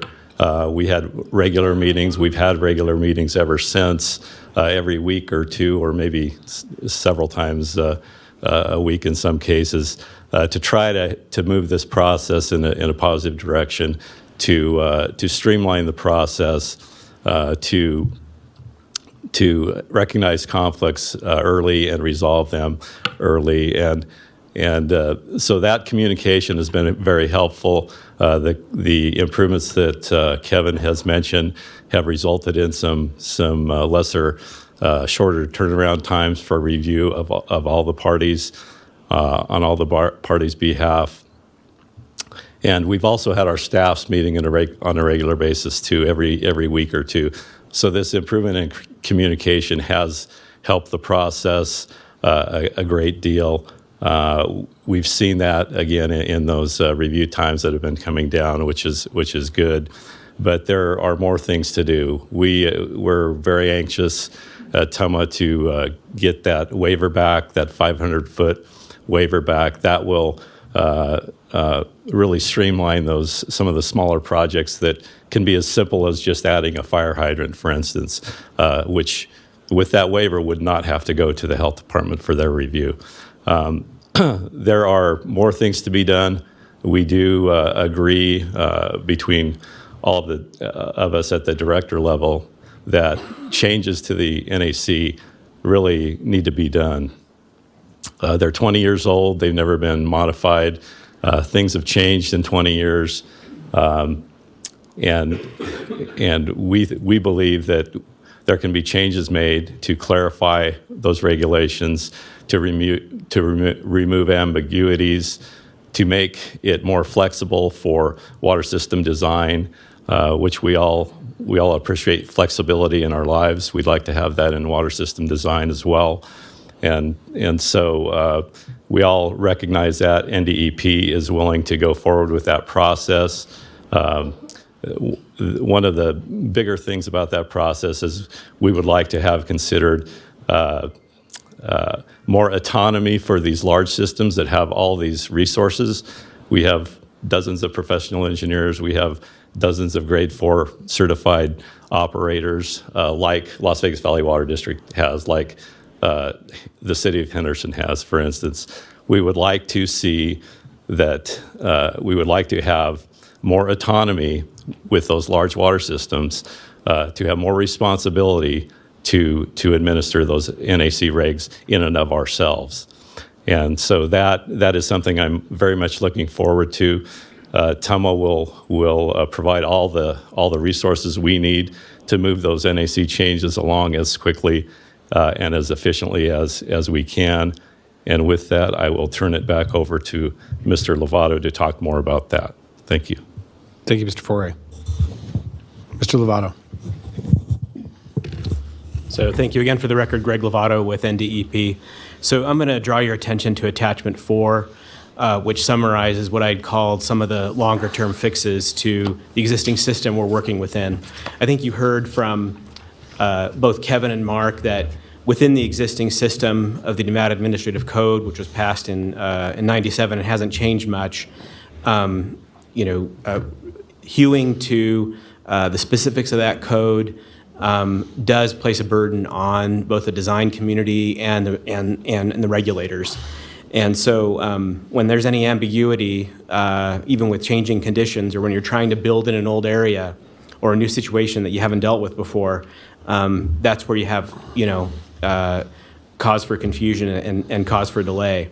I think you've seen that over the past several months, within that existing system, we're doing what we can and will continue to improve our coordination to remove delay. And we know every day counts. We're committed at the state to only taking the time needed and having a program in place that's necessary to assure public health protection while moving projects along. So we have heard just among the past several months, we've heard there's several areas in the Nevada Administrative Code that require clarification, that require updating. And so I list some of those up here. Mark touched on the scope of the waiver for systems with engineering review programs. That's an extremely important component. What I think from the regulator standpoint, when we look at what a system should be capable of in terms of its own internal project review and approval, we're not only looking for resources, we're also looking for programs and documentation and audit that can be verified. And so I don't know if it's necessary from NDEP standpoint to have every single water project review as we're doing now, but there needs to be some form of review so that we can faithfully discharge our responsibilities under public water system law and the Safe Drinking Water Act. Some of the areas Kevin touched on, when you're getting into older areas of town, but you're putting in new service, some of these crossing requirements, mitigation requirements, separation distances can get complicated. And allowing a system where, subject to engineering review, mitigation options are available more readily. That's something that we're open to looking at and clarifying. Another area of the current regulations that has resulted in some confusion is adoption by reference of several guidances and water standards back in the late 90s that some of them, such as American Water Works Association, are large and they undergo revision often, so it's impossible to adopt them all the time into the regs. But others may have been outdated in the past 20 years, and so we need to take a hard look at those and make sure that we're not adopting regulations by reference that aren't entirely applicable or necessary to what projects we're going through today. There could be other suggestions for revisions. We have proposed a process for revision. The process for revision, if you look at that timeline I set out there, the period from, let's just say, May through October is probably the least flexible part of that review and that revision process. We're required to go through Legislative Council Bureau, required to do public workshops, required to appear before the State Environmental Commission, and required to do Legislative Commission review. The part from November through April, where NDEP is intending to do outreach with affected parties and convene work groups, that can be flexible. That can be shortened. It's all going to depend on the range of comments we receive from everyone in the community and how big the changes we're proposing to make are. We'll be required to go through a process to receive that input at the beginning and then do a public workshop after the regulations are drafted. So this is our current anticipated schedule. It could change subject to the substance of the changes we're planning to make. So with that, I just want to reinforce the state's commitment to working with the design community and with TUMWA and Washoe County Health District, and we'd be happy to take questions. Great. Thank you, Mr. Lovato. All right. At this time, we're going to bring it back to the board, and we'll have members discuss at this time. So right out the gate, I have Commissioner Hartung. Thank you, Mr. Chairman. And as the representative of TUMWA, I'll sort of lead some of these conversations, and I'm going to kind of jump around, if I may, Mr. Lovato, and I just wanted to thank everyone for coming out today. Mr. Forey, can you come up for just a moment? Talk to me briefly about the number of violations that TUMWA has had in, let's just say, the last 5 years. Mark Forey, for the record, we've not had any violations of water quality standards in the last 5 years. In 16 years. In 16 years. Yes, so since TUMWA was formed. Not 10. It's since day one. We've had no Correct. violations. Okay. Correct. Okay. That's my basic question for you. Thank you, Mr. Dick. On your attachment 3, you talk about days Define days for me. Are those calendar days or are those working days? Yeah, I should have identified, those are calendar days. Those are calendar days. Okay, good, good, not working days. Okay, I'll sort of hold right there, and my understanding is that we're close to having an agreement with the waiver to be reinstated, correct? That's correct. We've discussed conceptually what that would look like, and we just need to get something drafted, have staff sit down and review it. And when was the waiver pulled? It was pulled in early March. Okay, of this year? Yes. Okay. Okay, that's... And we had, the last year I had data on that was 2015. Okay. And that was 13 water projects that year that proceeded under the waiver. Was it because of violations, or was it more of something that physically changed, or an interpretation? So the reason that we pulled it was because we had a high percentage of plans that were coming through Tumwa that we had to submit comments for revisions on. And my take on what may have been occurring with that was that was during a period when we were coming into conformance with NAC requirements in our plan review, so things that might have gotten through before were getting held up with comments. That was also when we had the expansion areas now under Tumwa's jurisdiction. So we had plans coming through in those areas that previously didn't need to be designed to Tumwa design standards that now were subject to those standards. Okay, so prior to, we didn't have the feel that there were violations, but moving forward, and I'm assuming that there was probably a change in staff. Is that, or was it the same staff all along that just felt like they had been allowing things to slip? We had a staff engineer that was on board for some time before that, but was working to improve that review process. Okay. Okay. Mr. Lovato, I'm a little unclear on this, and this is a difficult part for me representing Tumwa today as the vice chair. It's my understanding that water project submittals at the health department are not required in southern Nevada for subdivisions, hydrants, installations, commercial and industrial services, pretty much the type of projects we're talking about here. Why the onerous and selective regulations on northern Nevada and not on southern Nevada? If NDEP is going to say that there are violations, why not statewide? I'm a little vexed, sir. Right. Thank you, Commissioner Hartung. So my understanding is that in 1990, the Las Vegas Valley Water District was granted a waiver from the Nevada State Health Division. And that carries through today. And my understanding is, I don't know the factors, again, that went into that decision of granting that waiver at that time.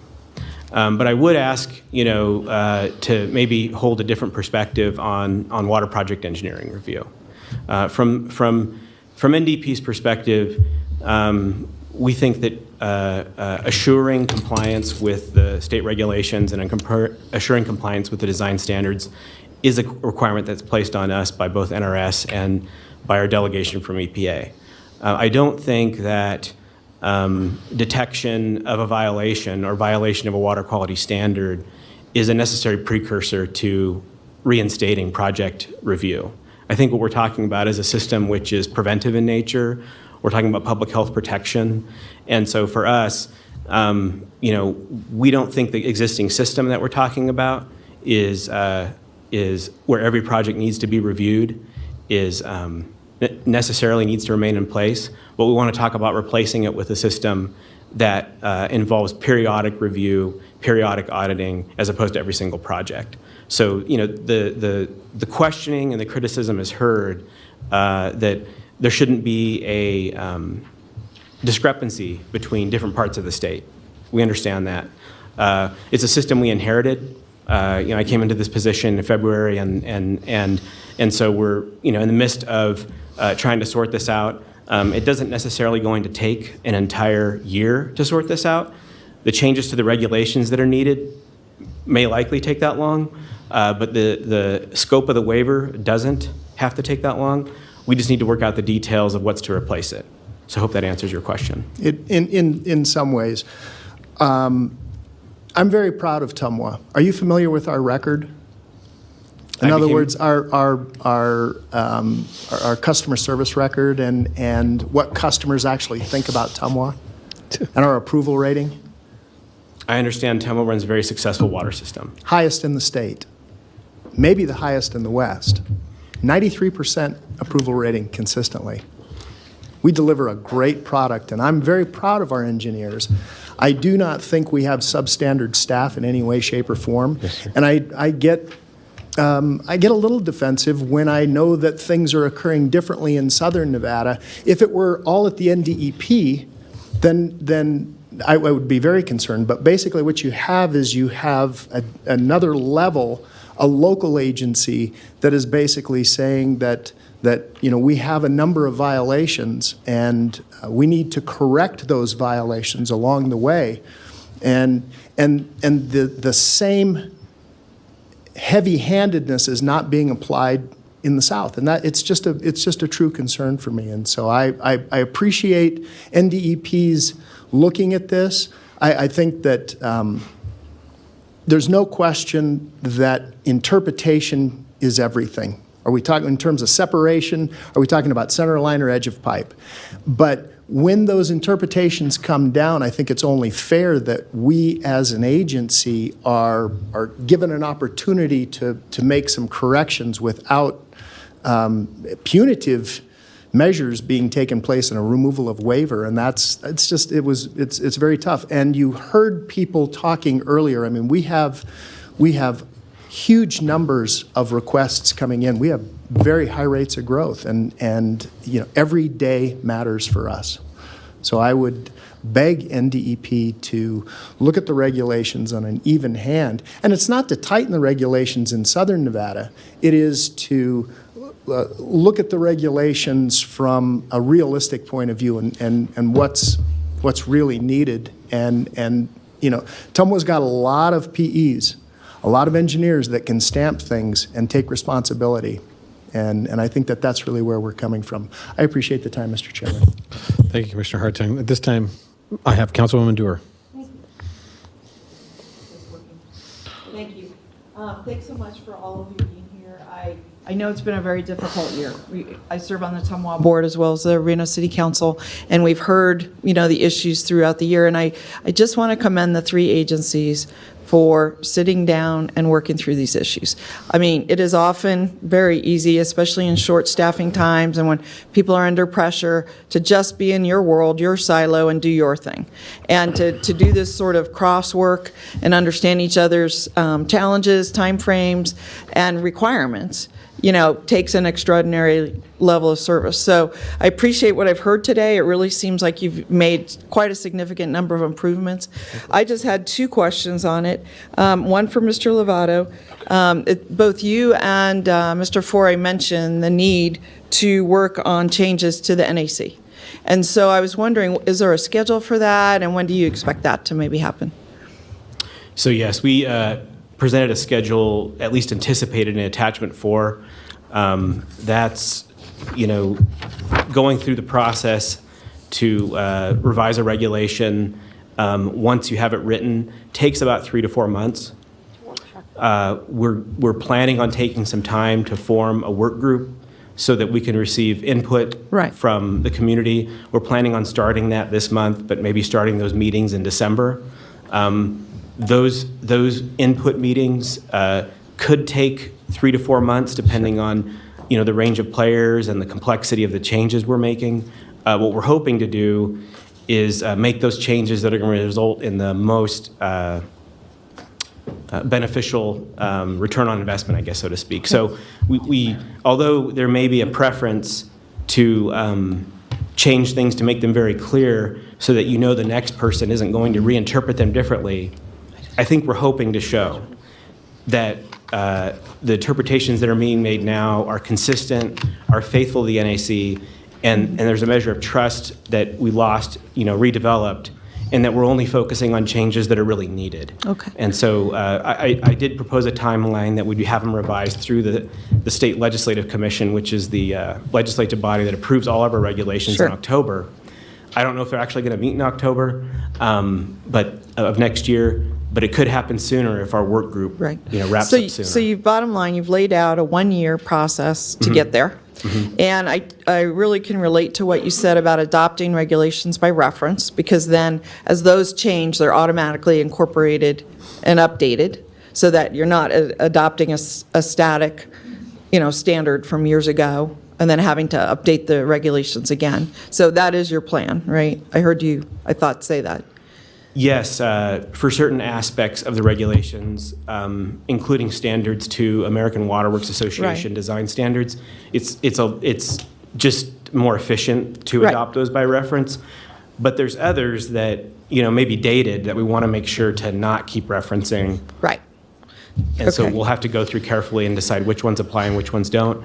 We've already started looking at adjacent states and what kind of flexibility they're afforded. And, trying to choose the systems that are, lightest touch regulatorily, but don't give up any public health protection. Well, and don't misunderstand. I know how needed your agency is. I mean, your agency covers the whole state. There are a number of stories of challenges with wastewater and water being too near each other. The regulations that you enforce and that you oversee are needed statewide.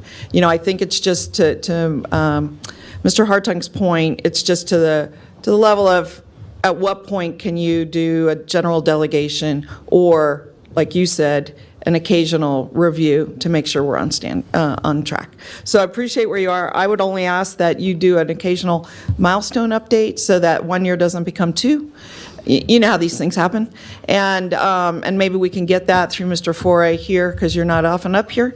And that would be appreciative, so we can keep our eye on the ball, which is what our job is, make sure things happen. I had a question for Mr. Dick, too. You had laid out a chart here of how things are and an ideal flow path.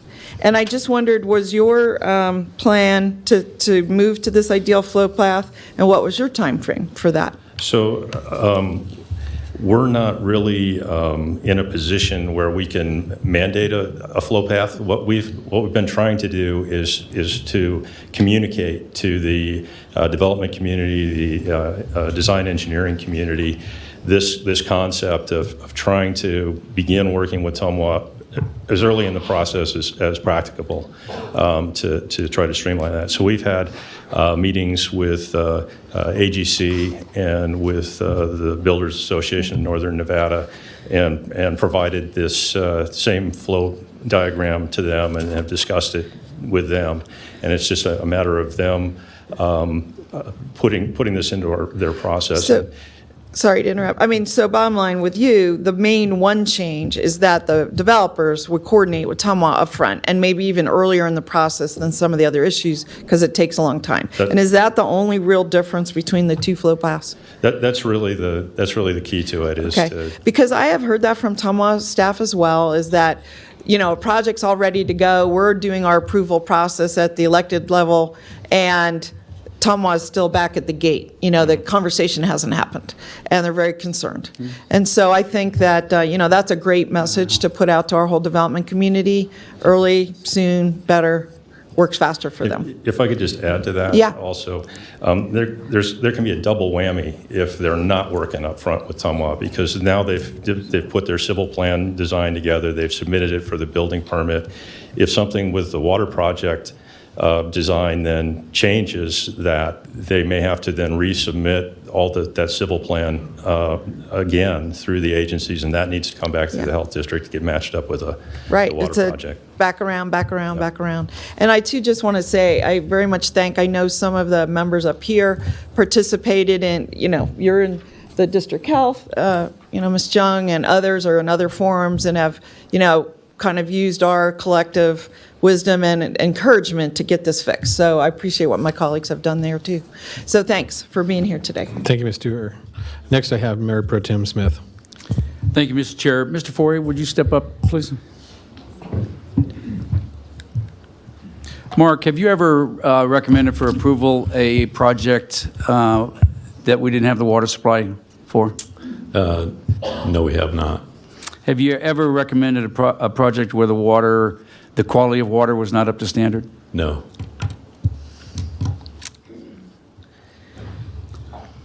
How about easements? When you recommend a project, it's already got the easements in place and ready to go?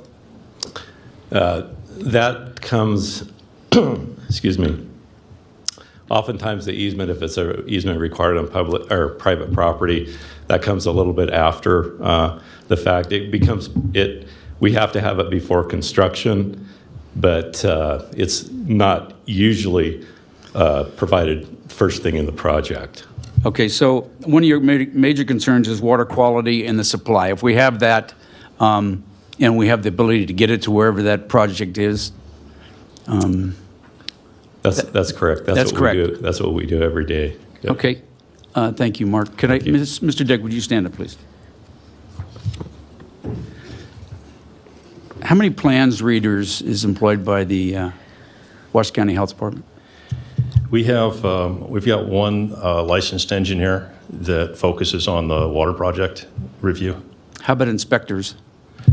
I don't think I could give you that number off the top of my head. So in 2010, how many plans readers did you have? In 2010? I don't have that number in my head. Is it one? Did you have more during the recession than you do now? I can't answer that question. I was not the health officer in 2010. Pardon me? Mr. Chairman, he wasn't the health officer back then. My point is, you have one plans reader when we're in a period of growth. 2010, we were not growing. So if you had one back then, and I don't know that you did, isn't it time to maybe add a few more so we can speed up these projects? We're assessing that. At this point, we have 4 projects that are in the queue for review through TUMWA. So I think we're fairly well on top of that. We've got the review times at currently at 12 calendar days, so within 2 weeks. So the delays that we've been experiencing, is it due to the revisions that have to be made, or just you don't have the people to read the plans? I think that there have been some significant delays because of the revisions that were required. And that's, I think, what's reflected when you look at FY17 statistics versus where we're at today, where those periods have been reduced both for TUMWA and the Health District's plan review, as well as for the design revisions required. So you're saying that most of the delays are due to the revisions, not because we don't have enough people to actually read the plans and approve them? Well, that's what the numbers tell us when we look at the timeline for this. Thank you. All right, thank you, Mr. Mayor. Councilman Dare. Yes, I have a distinct point of view because I get to serve on both the Health Board, TUMWA, and City Council in Sparks. And so we've been a part of this conversation, and I would like to say these gentlemen did step up and started working together without question and moving forward. I think the biggest thing that needs to happen and continue, and I'd almost, if Mr. Dick, if you can share a little bit, these are the conversations I know we've had, but I think it's important everyone has for Max Haynes and any other developer out there to hear the communication of what is happening, because that's great that you're telling us, but we need our developers, we need our community to understand exactly what's expected of them, how it's going to work, and what's your future. How are you going to communicate this? I know we've talked a little bit about it, but would you expand upon that to show, because I think it's important. We can always look back, and there might be good conversation for that, but I do believe the future looks like stuff is solid. Things are moving in the right direction, and we want to show that this won't happen again. And it was obviously, there's some perfect storm in here because there's a few things that are happening on all counts, but at the same time, we're at this side of it now and moving forward. And so would you please explain how you're going to communicate and how that future will look for our developers?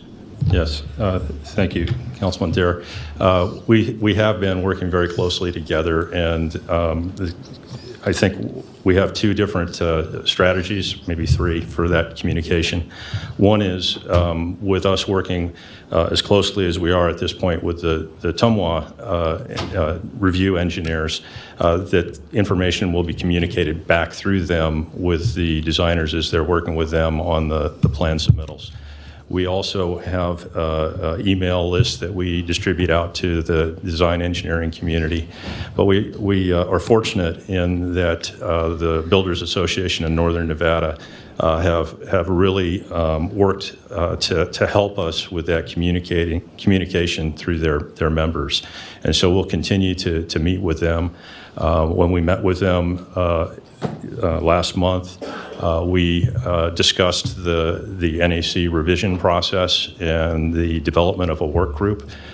So I would encourage people to participate through that forum if they want to be involved in the ideas around how we're going to change those regulations.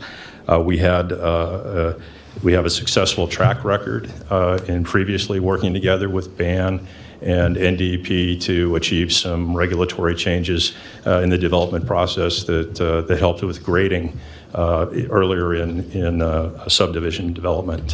So I think we can work well together to address the remaining issues that we have in NAC, and we'll be communicating through that process and through those forums, as well as AGC, to get the word out. Thank you. Thank you, Councilman Dare. Next, I have Councilman Bobzian.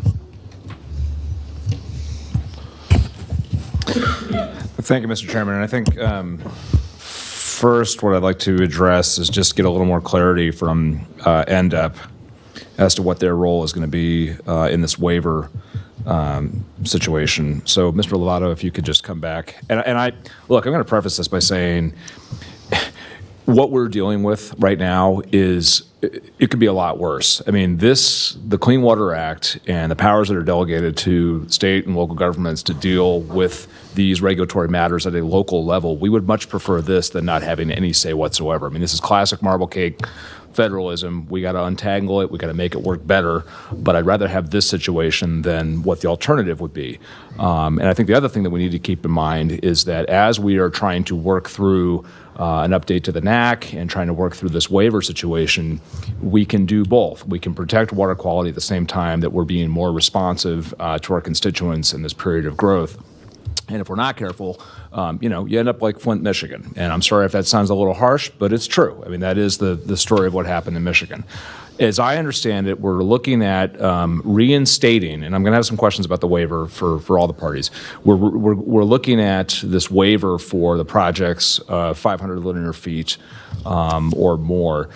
And certainly the waiver and the execution of a waiver certainly helps NDEP. So you have an interest in making sure that this happens, but that it happens in a responsible way. And I think you did mention that you wanted to see that there was a system in place that was auditable, trackable, accountable. Can you kind of give us a little bit more about your activities in helping us facilitate the waiver? So counter to what Commissioner Hartung said, but I'm going to grab a little bit of it. We certainly want to make sure that there's as much support for a waiver in Northern Nevada as there is in Southern Nevada. So can you give us a little bit more about how you're going to be working with all of our parties in the weeks to come on this waiver? Thank you, Councilman Bobzian. So one of the things we looked at, and just from my experience in environmental regulation in general, when you're going to pull a permit or issue a violation, or if there's operating conditions at a facility that are so severe that they need to be shut down until something can be fixed, it's the obligations on the regulatory agency to be very clear about what needs to be done to get back on, to solve the problem. And so compliance is always our first goal. And so what we've started to do with TUMWA is look back at, since the waiver was pulled in March, how many projects would have gone for the waiver, and have there been any concerns related to project reviews associated with those? And what we're finding is, there are still some issues coming up. There are issues with detailed designs that, to me don't necessarily merit a review of every project going forward, but I think they do point to the need for, a quality control system to be in place in TUMWA that we can all rely on, and that we can audit. And so, we're committed to participating in development of that with TUMWA and with Washoe County Health District. Washoe County Health District has a role in granting that waiver. It wouldn't just be a decision solely by NDEP, but we want to help to make sure that whatever we replace it with is efficient but still protective. So that discussion is happening now. My goal is to have some, specific decisions about what would be needed to grant the waiver this month, and then develop a timeline for doing that. But it's at the top of our list, I guess, is what I could say. Great, thank you. That is good to hear, and I want to correct the record. It's 500 feet or less. I misspoke as I was trying to put together my question. And I guess the next question is for Mr. Dick. What's struck me as this, what has struck me about this issue is that we've all heard the inputs. I mean, each and every one of us, regardless of which hat we have, whether it's the health board, whether it's sitting on TUMWA, our respective local government responsibilities, we've gotten the pieces, and here we are trying to put all the pieces together. And I'm very appreciative to Commissioner Lucy and the mayor for bringing this meeting together so that we can kind of sort it all out and figure out where we're going. And I think that that's going to be important for tracking the progress as we're going forward. Other members up here have said that we've got an NAC calendar for updates. We're going to be a part of that, and we should be ready to assist where needed. But also tracking this waiver and understanding the progress and making sure that happens, whether that's in a concurrent setting, whether that's respective on our respective roles on TUMWA or the health board. I'm still trying to understand what happened with the waiver being pulled. And I get that there's increased complexity for the TUMWA system once they had brought in Washoe County Water Resources, South Truckee Meadows, GID, et cetera. But help me understand, because they're not necessarily represented here. I'm a little confused by this. The health board, was this a strictly regulatory decision to pull the waiver back? Was there an update that was given to the health board? And what role does the board play in revisiting this waiver? The decision was not made by the District Board of Health. It was a regulatory decision that was made. I would have to go back and look at the report from Environmental Health on the waiver being revocation being provided to the board off the top of my head. I can't answer that question. I have, though, subsequent to that, briefed the board on water projects. It's been on my monthly report for a number of these past months, and have been providing them with a monthly update on the status. So certainly they have been briefed on that since that point. Okay, that's good to hear. I just want to frame this that, look, let's just keep this moving forward, and let's just make sure we've got as much transparency in place for these different entities so that we can make sure that we can make progress on this. Thank you, Mr. Chairman. Great. Thank you, Councilman Babazian. Next, I have Councilman McKenzie. Thank you, Chairman Lucy, and Mr. Dick. I get a couple questions for you again. So I spent quite a bit of time meeting with development community about their concerns with the permitting process. And this chart in attachment 3 outlines a different story than what I heard from the development committee, or from the development community. So there's a couple of questions that I'd like to ask that pertains to how you guys handle the permitting process. In 2017, it says that it was taking you 18 days to review plans and get them back to the developers, and it's saying now in 2018 that's reduced to an 8-day period. Those plans were then sent back to the design engineers for revisions. That's the time that are they approved then, or do they come back for review again? Then they do return to us for review of the revisions that have occurred. So are we sitting on 18 in 2017 and 12 days in 2018 for those revisions to be reviewed again?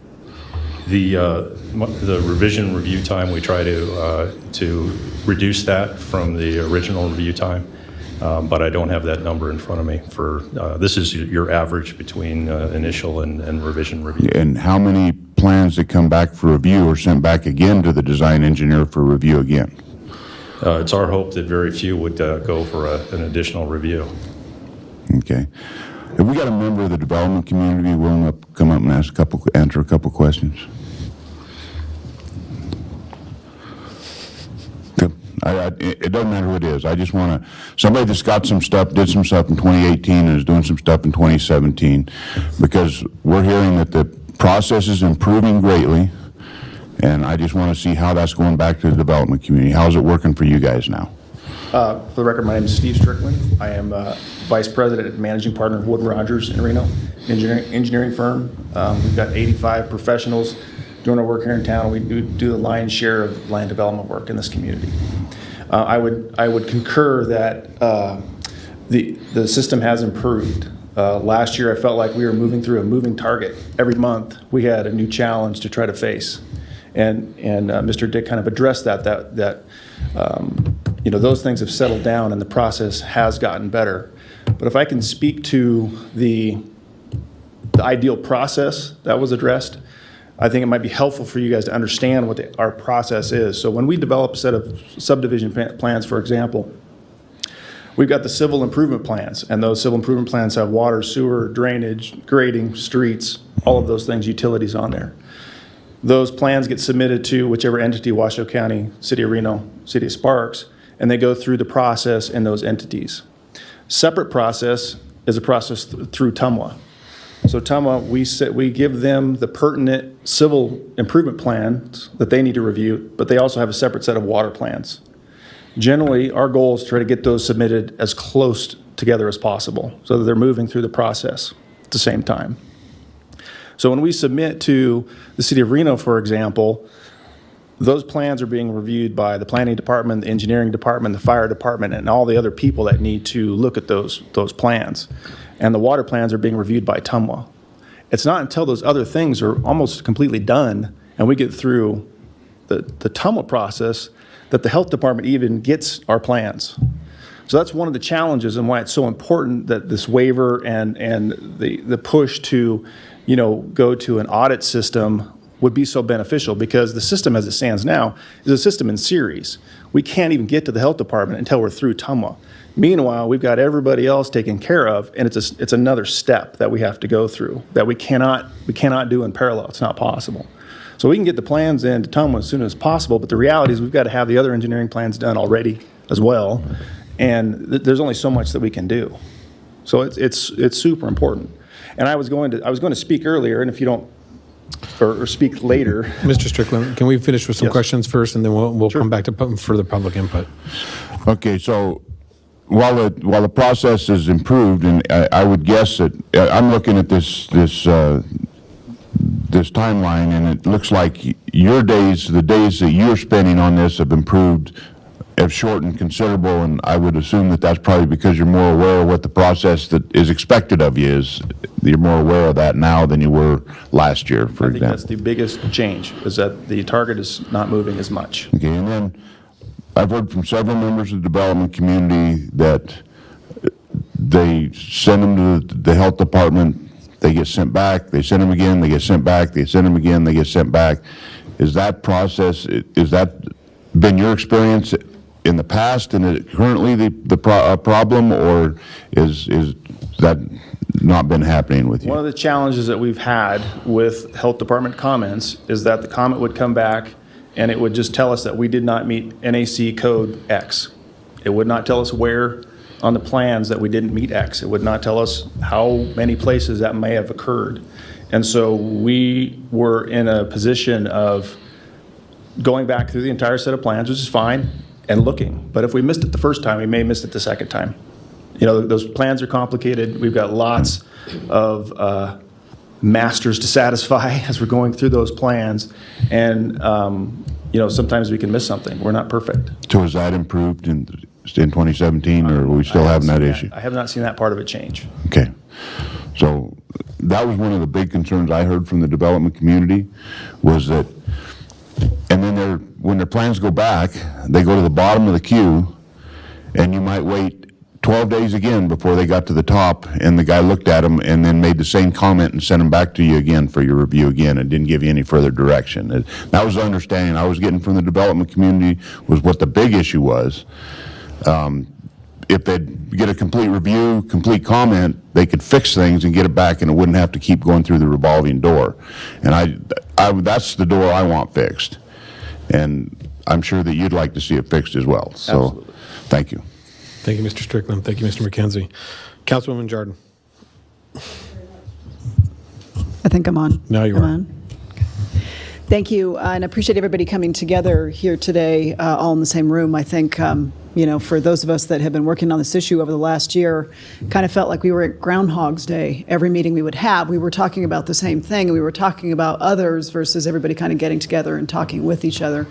And it didn't feel like the needle really got moved until we went to the governor's office, and NDEP was very gracious, and the governor made it a priority. And now the needle's moving because the heat is on.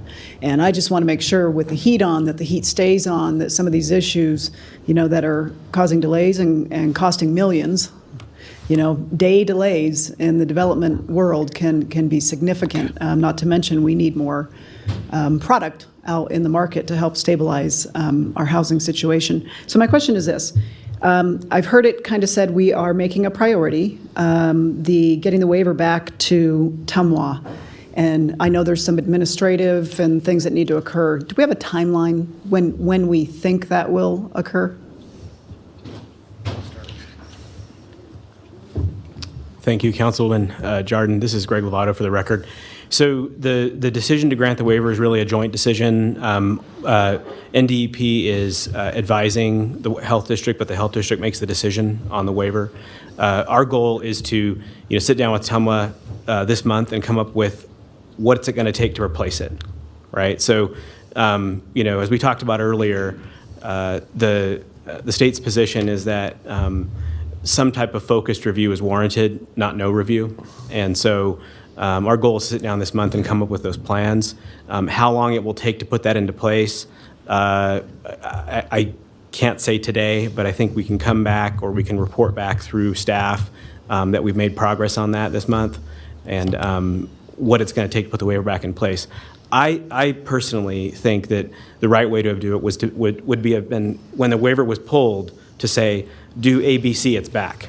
And so now we're playing catch up and saying, well, what is that? And so figuring that out, and so we're going to figure that out this month. As quickly as we can. Yes. Again, I know for maybe some in the room, this seems like, it's all, information is all coming together here today, but we've been kind of living in this world of meetings for the last year. And I'm not going to go backwards with regards to the frustrations, but I want to ensure the management meetings where everybody's getting together and kind of vocalizing concerns or process improvements. How often when are those meetings occurring, and how often, and who's included in those meetings? Does the development community sit in those meetings? Any elected sit in those meetings? How are we ensuring that all the right people are in the room to make sure the ball keeps moving?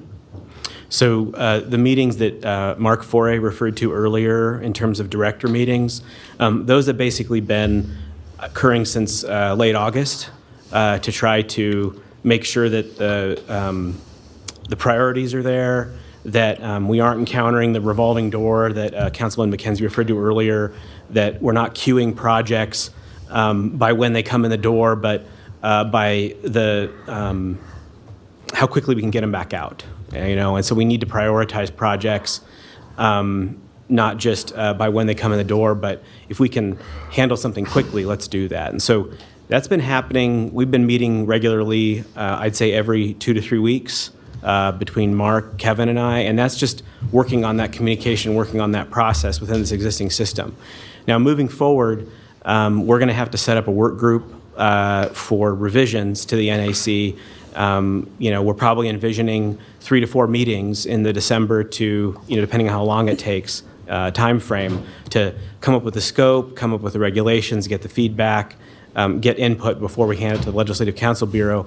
Those are procuring on a pretty regular basis. We're open to coming back, as Councilman Bobzian stated, and briefing on our progress of how that's going, briefing on the progress of the waiver and how that's going.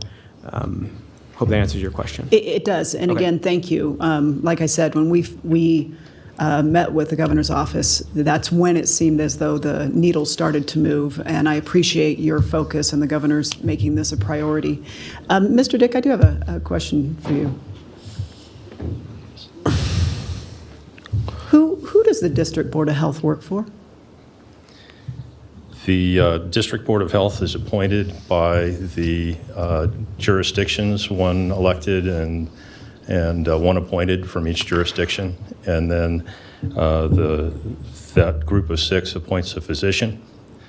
And I believe that the District Board of Health works for the people of our community to ensure that their health is protected. So all of them, Sparks, Reno, Washoe County, everybody. Yes. Thank you very much. Thank you, Councilwoman Jordan. Next, I have Commissioner Jung. To follow that up, Mr. Dick, what is the mission of the District Board of Health?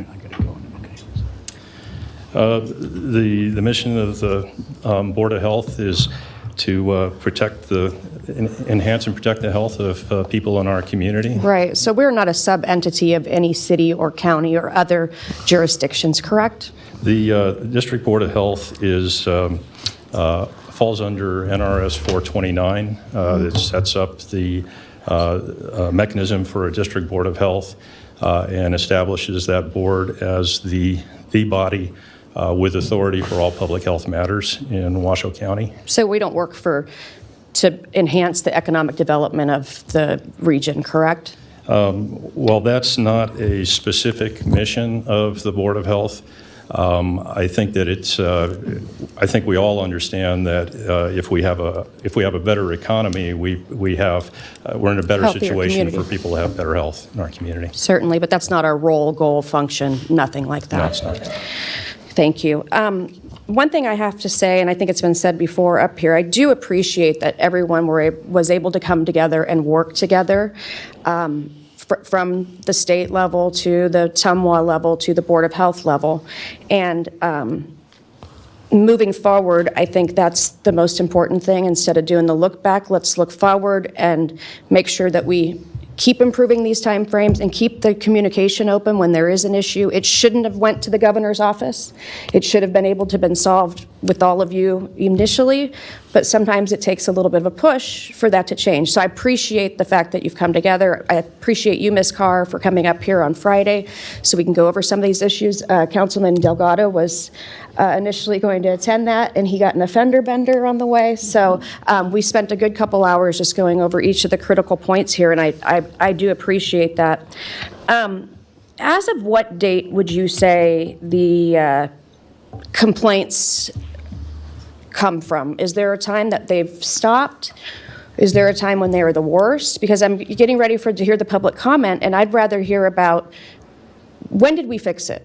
Could you say September 1st? And I'm not saying completely fix it, but I'm saying in terms of the critical mass of the timelines, where were the complaints generated? What dates? I think that we really started hearing in April and May of this year a lot of concerns.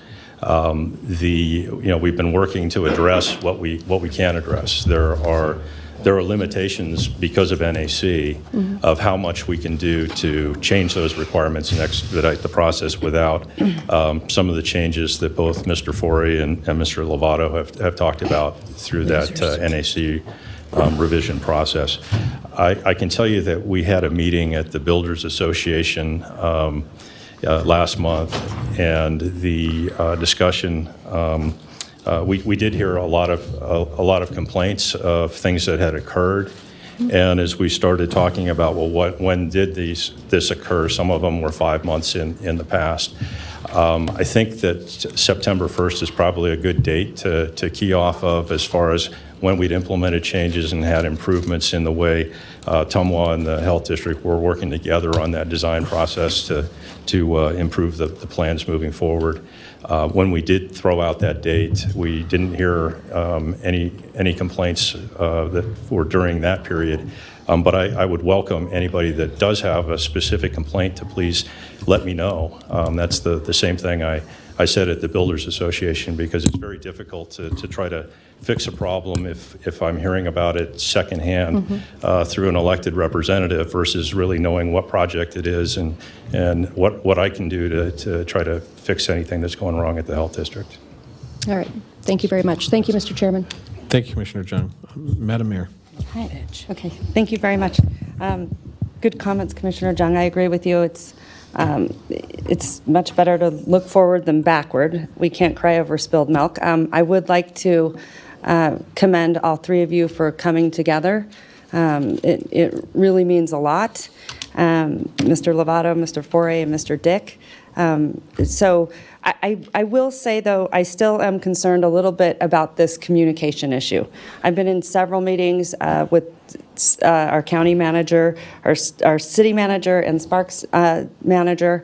And one of the things that we had suggested was that, and this was something that the city of Reno would pay for, is a liaison between the city of Reno and the health department and planning, so that those process and plans, we would all sort of be on the same page, because we knew there was this communication issue. So, Mr. Dick, I understand this was presented to you and it wasn't something you were amenable to. I still think it's a very valid idea to keep all of us on the same communication track. What are your thoughts? Well, I think the idea of a liaison is not what was presented. I think what was requested was a dedicated person to just do the Reno plan reviews, was my understanding of it. But we are certainly liaisoning with the city of Reno and meet with your representatives. Since I went to the city council meeting and you invited the health district to participate in your monthly or your weekly meetings Monday morning, the office hours for development projects, I would characterize it as we have participated in those meetings. But that said, I think that there are opportunities for improvement. One of the things that we talked about was a courier delivery. Right now, the health district is picking up plans for review, and we think it would expedite the process if we had a system in place to have those delivered to the health district. One of the things that we haven't talked about is the implementation of our regional business licensing and permitting platform, Acela.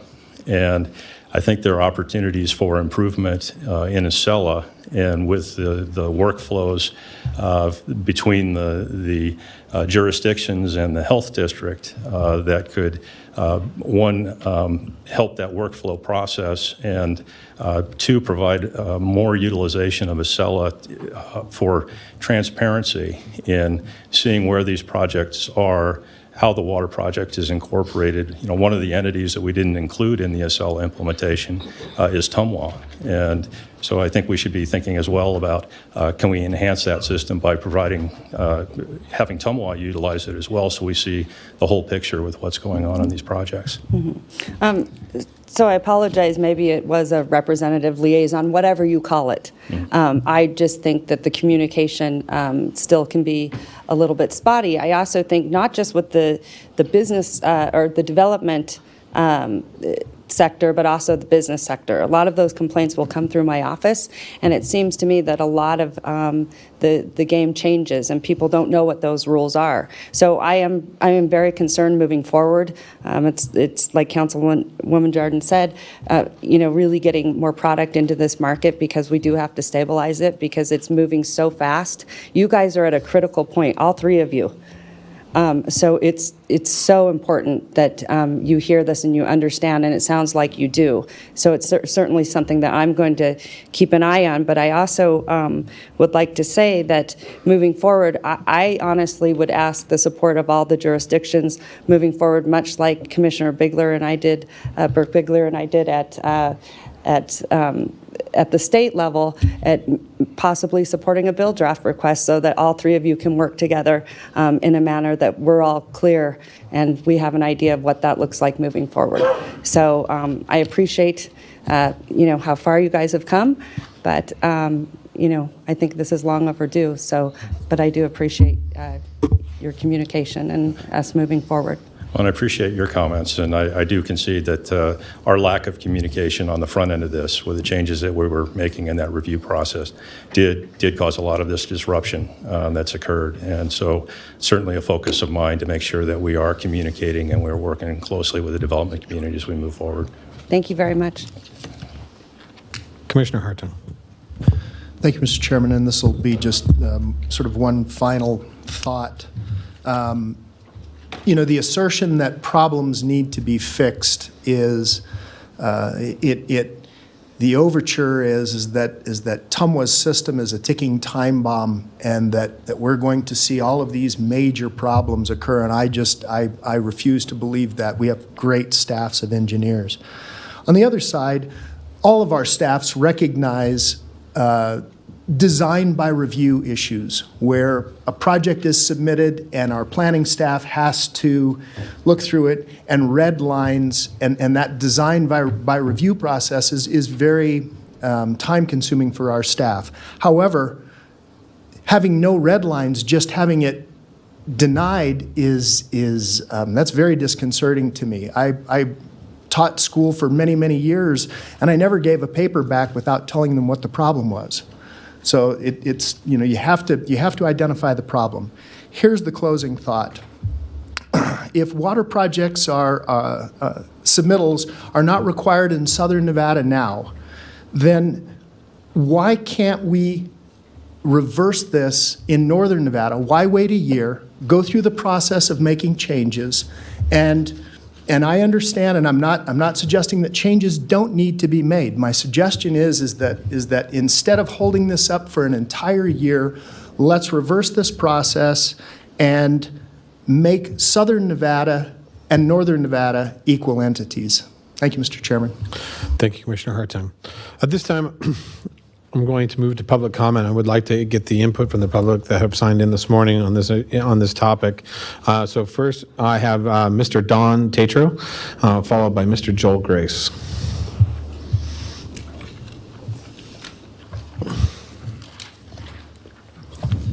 Good morning, Mr. Tatro. Good morning.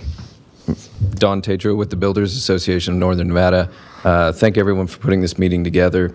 This has been one of the biggest issues we've dealt with in my time at the Builders Association. And I thank everyone here, NDP, Health, Tumwa. I think we've all kind of come together from where we were in April. It was pretty heated at my office. We had some changes coming down the pipe. Nobody knew how to get ready for it. It was a constantly evolving thing. And these aren't issues. Everyone wants safe drinking water. Everyone wants to make sure that happens. I don't think just so you know, we're not up here just nitpicking. It was a conversation on a drip sprinkler system and how close that could be to a fire hydrant. And I don't think anyone will get up here and say that you're going to have a drip sprinkler system infiltrate the 80 psi water pressure valve behind it. It's physically impossible. So that was one of the issues we were dealing with, and plans are having to be altered and changed. So we've come a really long way. That was day one, I think, or at least ground zero of this issue. We've met with Vice Mayor Jardin, Mayor Sheevey, Commissioner Lucy. We went down to the governor's office. We've had multiple meetings to try and get this addressed. So I thank you for coming here today. I hope we can put this, keep continuing forward. I think the first thing is to get the waiver. Second thing is to update NAC to make it relative so that we can use some of the newer techniques that are out there that are probably more environmentally friendly, probably better at conserving water and helping Tumwa with that. I think also a BDR request and maybe outlining how we go through this process in the future might be beneficial as well, and getting it dictated by NRS. So anyway, I just wanted to thank everyone for their time. Again, Health Department, NDP, and Tumwa have been great to work with. We've, I think, got to the bottom of the problem and moving forward, and I hope we can continue to make those changes. Happy to answer any questions, but thank you again. And like I say, we all want safe water systems. We just want a predictable and stable environment so we know the rules when we're submitting those plans. And so anyhow, thanks a bunch. Thank you, Mr. Tatro. Mr. Joel Grace, followed by Ms. Bobby Merrigan. Good morning. Joel Grace, Vice President of Development for Reno Land.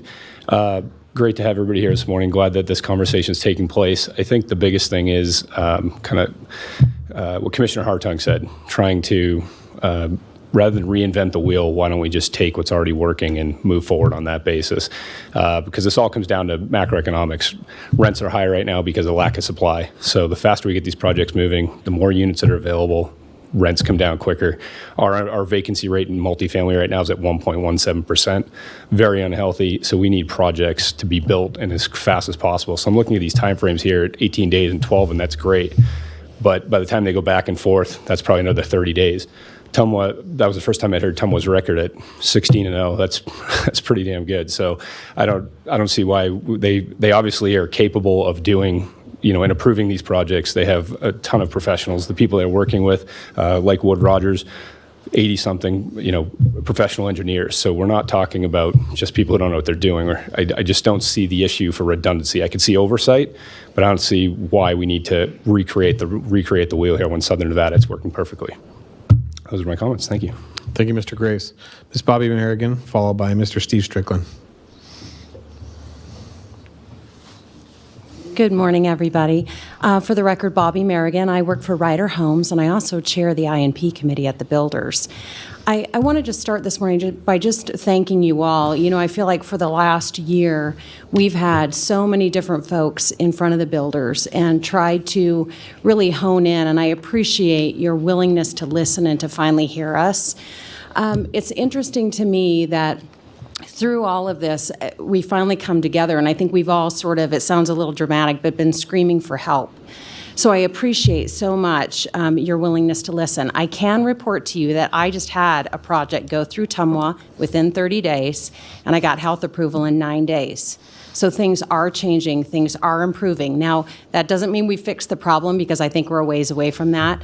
But all of this communication, I feel like there's no better way for us all to get to the end goal than to communicate. And that's really all I have to say. So thank you so much for your willingness to listen. Thank you, Ms. Merrigan. Mr. Steve Strickland, followed by Ms. Tammy Holtstill. Again, Steve Strickland with Wood Rogers. Again, I want to thank everybody for having this meeting today. I think the fact that we have a joint session of all the entities here, as well as the directors and deputy directors, speaks to the magnitude of the challenges that we've been having over the last year and the importance that this group has seen, to improve it and get it better. So I do really appreciate that. Mr. Dick and I have met on several occasions on many of these issues. He has always been super open to me and has always listened. We don't always agree, but that's okay. He's always been very receptive and helpful. What I wanted to pass along was that, we are here because of people on these boards that pushed to get it here. You guys heard us, you pushed, and things happened. And we have an opportunity to make some real change with the new system that they're talking about going to an audit system and all that. There's work that has to be done, but it's not going to happen unless you continue to push from your chairs. So I implore you to do that so they keep the momentum that we've gained, that we've fought hard to get. And I just strongly encourage you to do that. Thank you. Thank you, Mr. Strickland. Ms. Tammy Holtstill, followed by Mr. Sam Dene.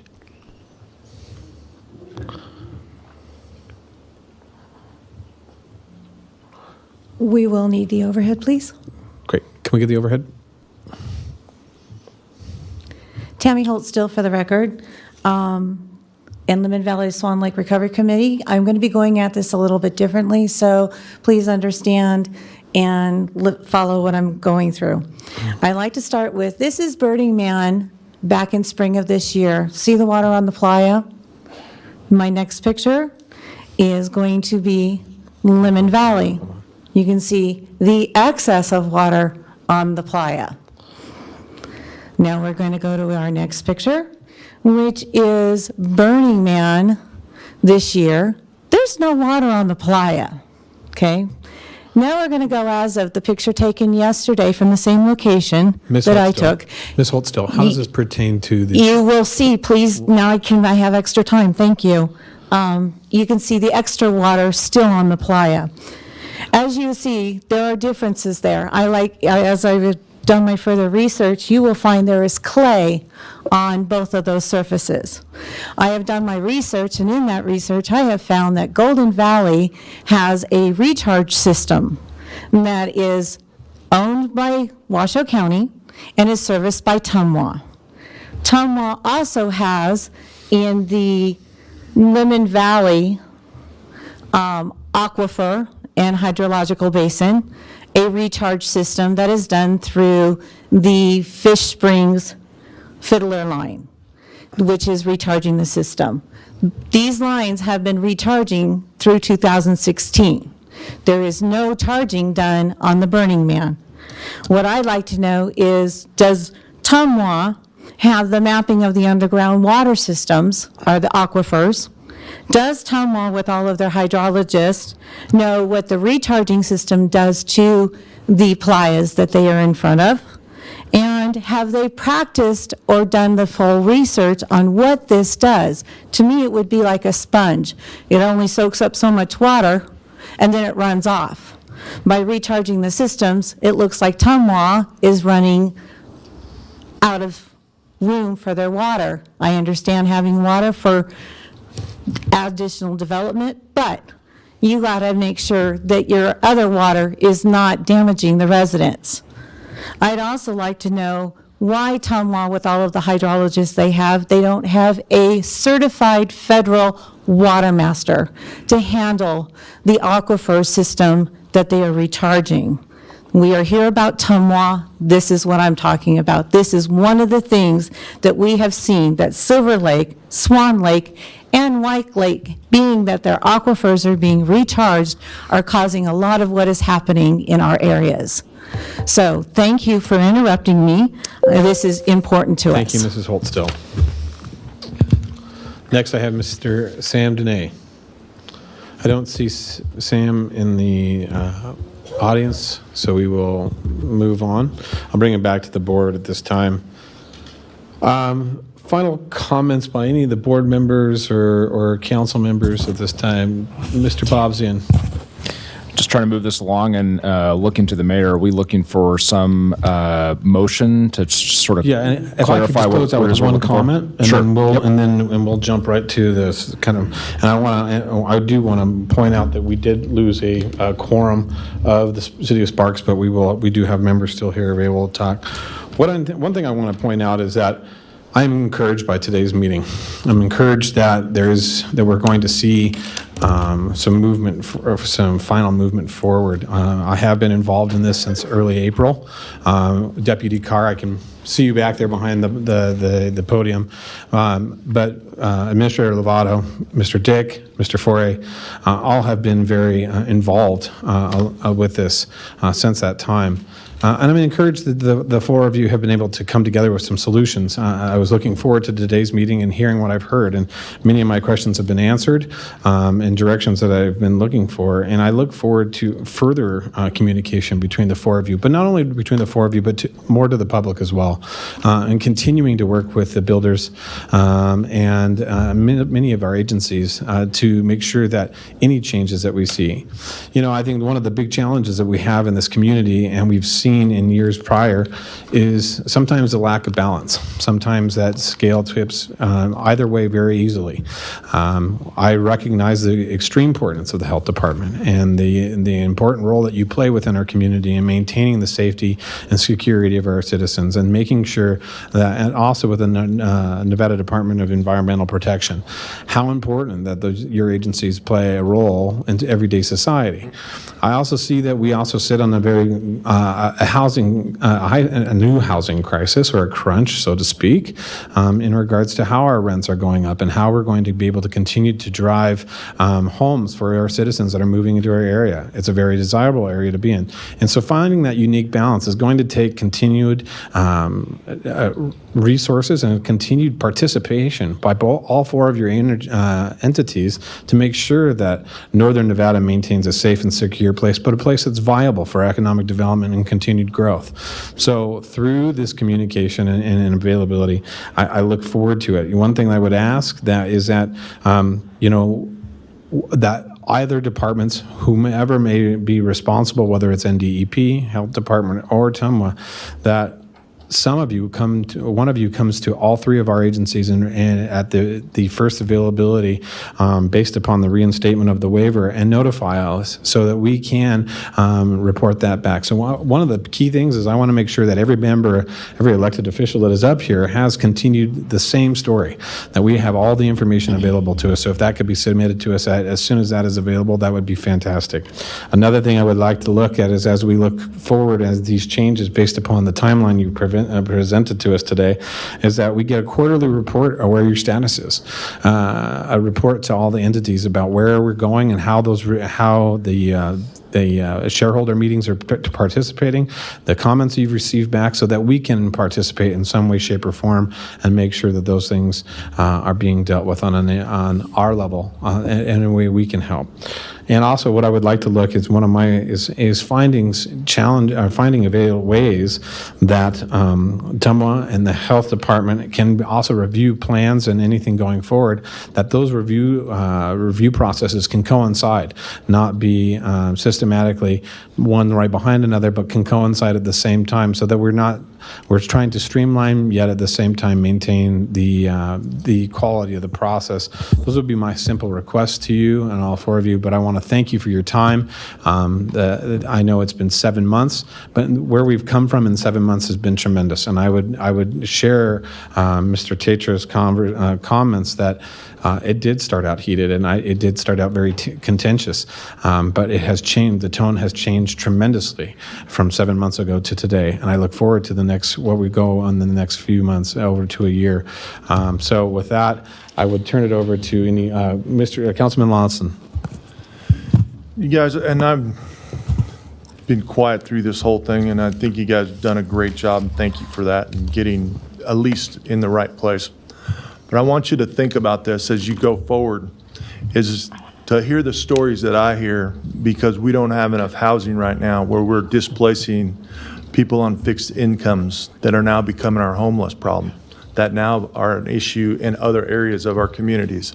So the longer we fight about this and the longer we fool around and delay projects, and we've had some projects delayed in Sparks, 19 weeks to get a permit, that's outrageous. That's not acceptable on any level, way, shape, or form. That needs to be corrected. I think you're in the right direction, but keep in mind that every day you wait is another person on a fixed income that's going to become displaced from their house. So we don't have a year to fool around with this. And a year from now, we can't build houses fast enough at this point. A year from now, we're going to have a homeless problem that is outrageous, not for just Reno and Spark, but in the entire region.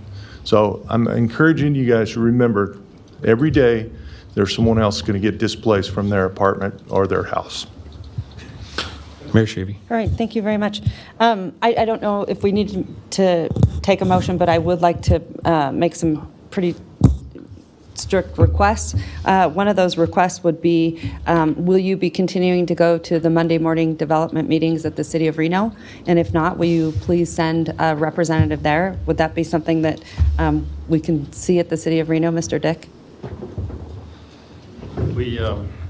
We have been attending those meetings, and as long as people show up for the meetings, then we'll continue to attend them. Okay, and then also, again, going back to sort of the request that we thought that might be helpful, that person, whatever you want to call it, a liaison, a staff member, whatever, and it was something that we said that we would pay for on our end, to make sure that we had that communication going forward, because I want to make sure that we continue to stay on track. And then I think you mentioned, Commissioner, about quarterly update. Yes. I would like to see something in 30 days, what your plans are to improve that communication. And then also, I would like to say, Commissioner Hartung, I couldn't agree with you more in the sense that how I would also like to see a plan in place how we get on the same page as Southern Nevada. So with that.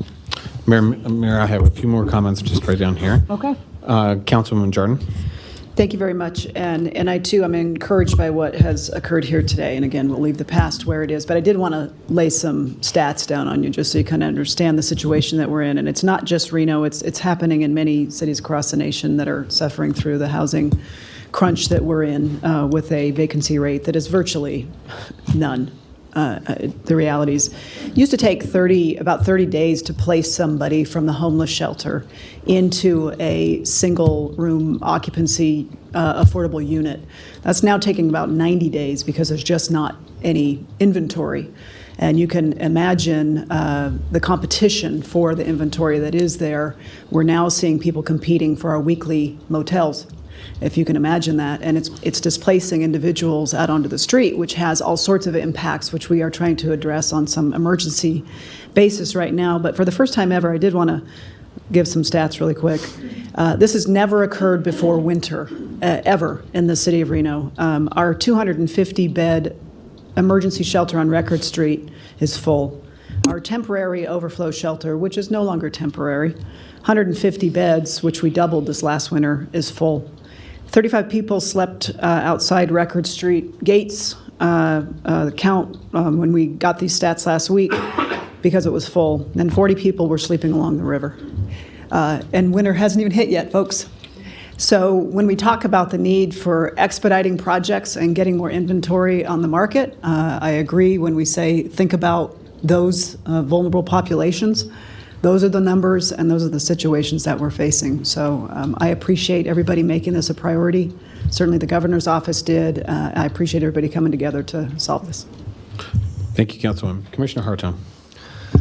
Thank you, Mr. Chairman. And I don't know and I just want to plant this seed. Tumwa Board, we are styled for action if necessary. If we would like to give direction to staff, let's think about that and let's propose that direction. And then my final comment is, and this is a plea to the Board of Health, please,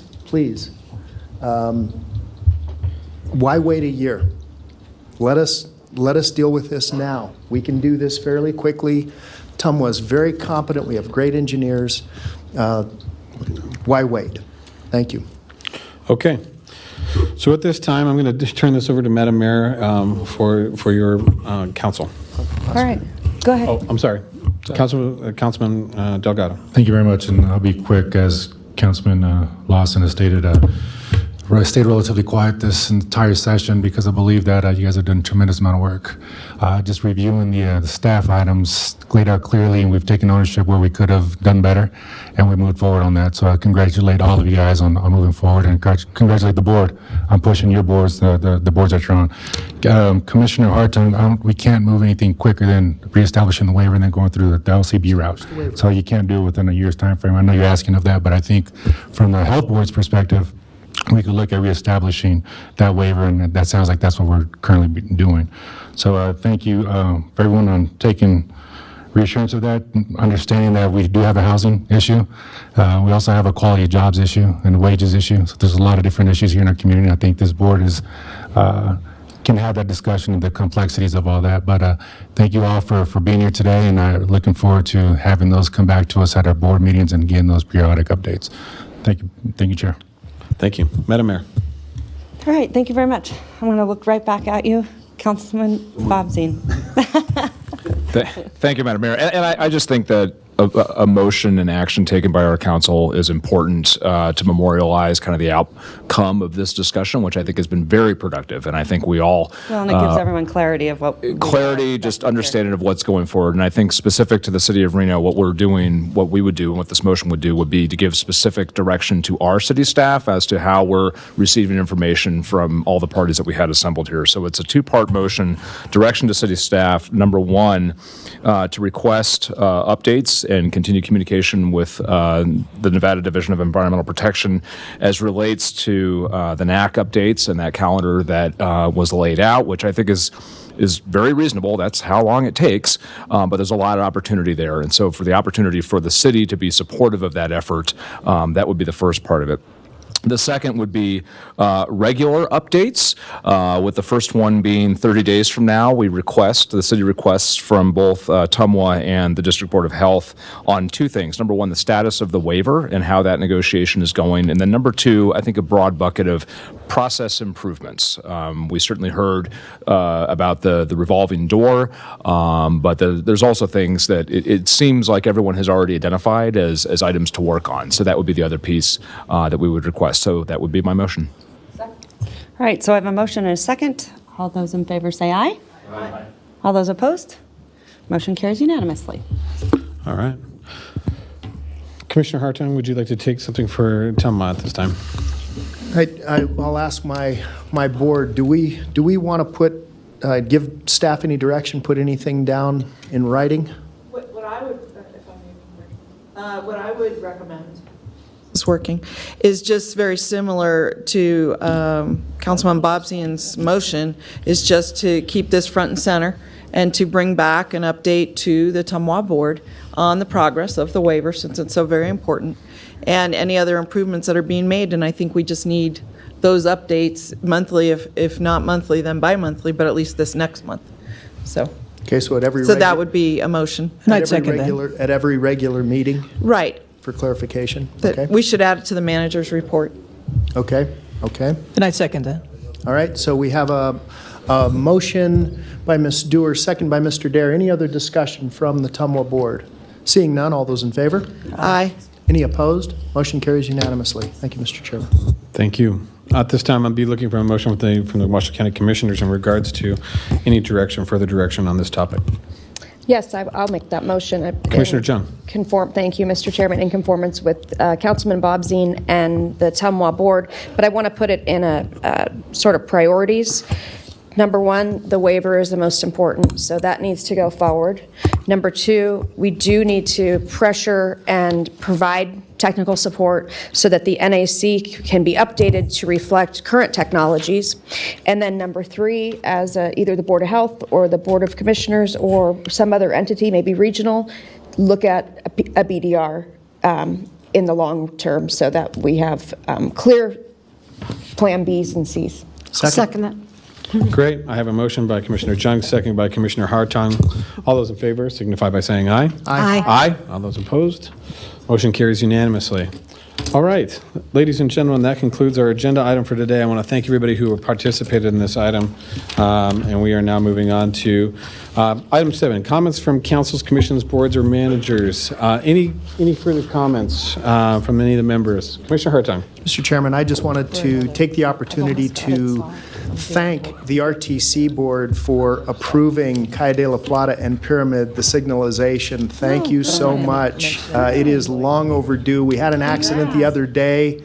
I've told people that it is coming, and so again, thank you so much for that support. Great. All right. Any further comments from any of the members? Seeing none, we will close public. We have final public comment, item 8. And I do have public comment signed in at this time. Ms. Tammy Holt still. That's a big fucking win. Larkin couldn't do shit over there. You know that, right? Couldn't do shit for what? Tammy Holtz. That kind of dude. Tammy Holt still for the record, Swan Lake, Lemon Valley. Too bad NDEP left already, because I think this is important for them to understand that they're part of what needs to make the city of Reno and Washoe County step up and do the right things for Lemon Valley. I know a lot of the board up here is also on the regional. I would really urge Sparks to step up in regional and look at the situations that are being created out in areas that are not in their realm, but it is part of your realm because we are all Washoe County. I wish that the governor could hear this, because he's our #1 Washoe County resident.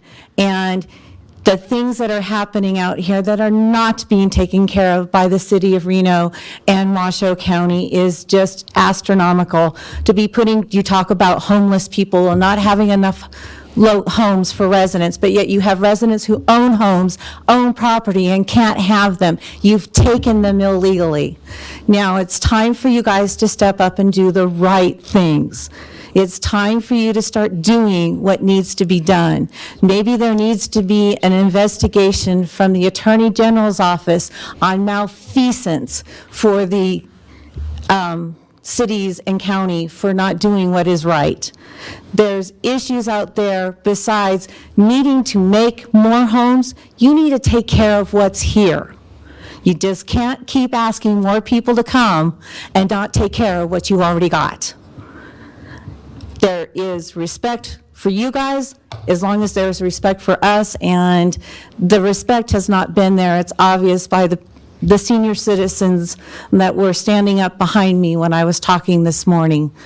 It is just awful to see them displaced out of their own home that they've paid years for and can't have it because of the fact that between Washoe County and the city of Reno, your affluent water and your storm waters have flooded that area.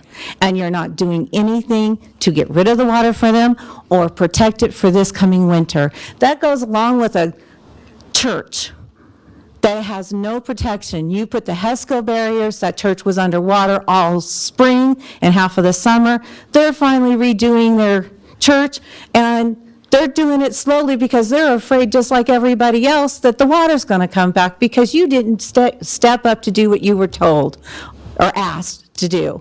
Also, I was told by your representatives in Washoe County certain things were going to be done, and they've not been done. So we've been lied to, and we have not had action either. And I do think for the interest that I have gotten. Thank you, Ms. Holtstill. Next, I have Ms. Victoria Edmondson, followed by Ms. Donna Robinson.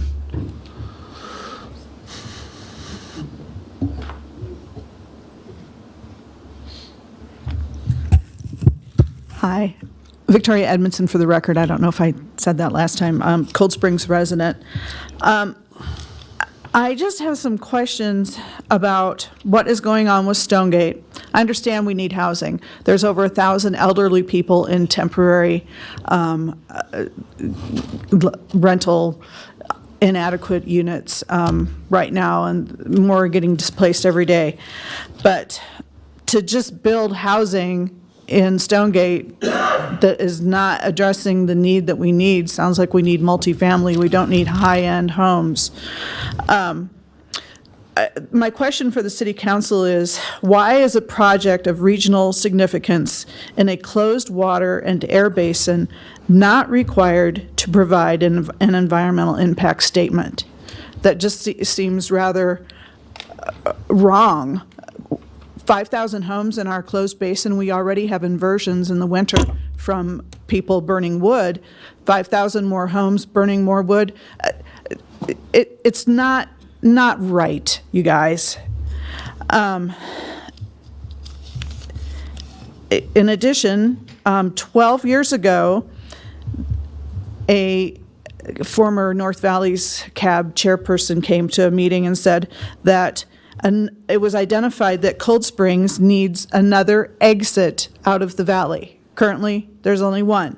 Stonegate wants to block off part of our access road, and that is the road that has been identified that needs to be used to help residents evacuate the valley in the event of a fire. We did have a fire out there, and that was the road that people were able to get to their homes and prepare to evacuate if necessary. And they want to discontinue that road. So Old North Virginia was identified years ago as being the road that needs to be extended and expanded in order to provide another exit out of the valley in the event of a fire. You just can't keep dumping treated water in White Lake Playa aquifer. You need a different solution. You can't bring in hundreds of thousands of gallons of water a day and not have an outflow plan for this closed basin.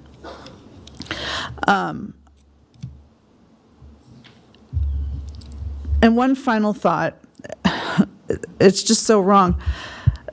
I mean, what's wrong with this picture? Let's build 5,000 high-end homes and schools under cancer-causing 345 kilovolt power lines in an area with 3 active fault lines, inadequate water supply and wastewater treatment, not to mention police and fire and transportation infrastructure. Thank you. Think about it. Appreciate it. Thank you. Next, I have Ms. Donna Robinson, followed by Mr. Danny Cleus. Hi, Donna Robinson for the record. One of the things that I was hearing is we need more housing. I've had a unique experience living in an apartment for the past several months. I have seen 6 families in 2 buildings just right next to me move out because their rent gets raised.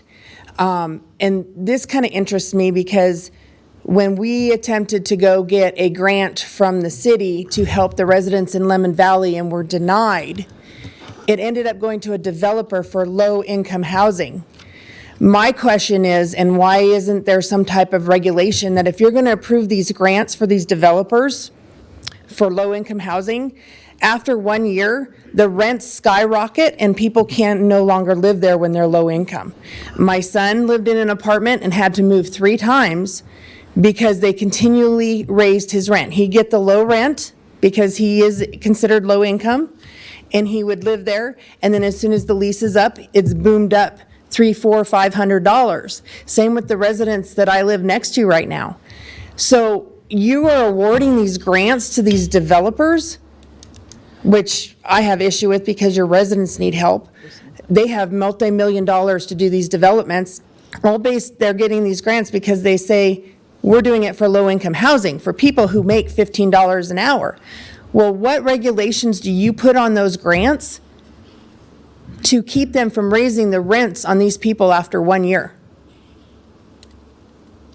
1 year later, these people are being forced out of their apartments because they no longer can afford the rent because these apartment complexes are raising the rents on them.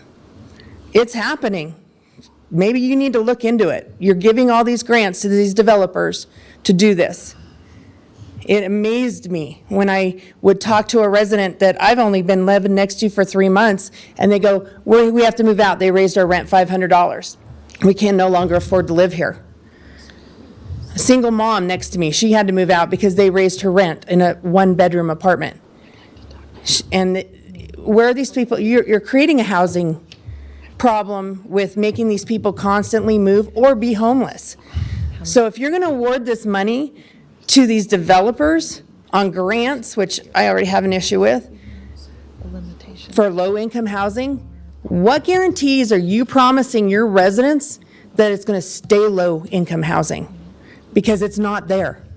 After a year, these apartment complexes are raising the rents on these people and forcing them out.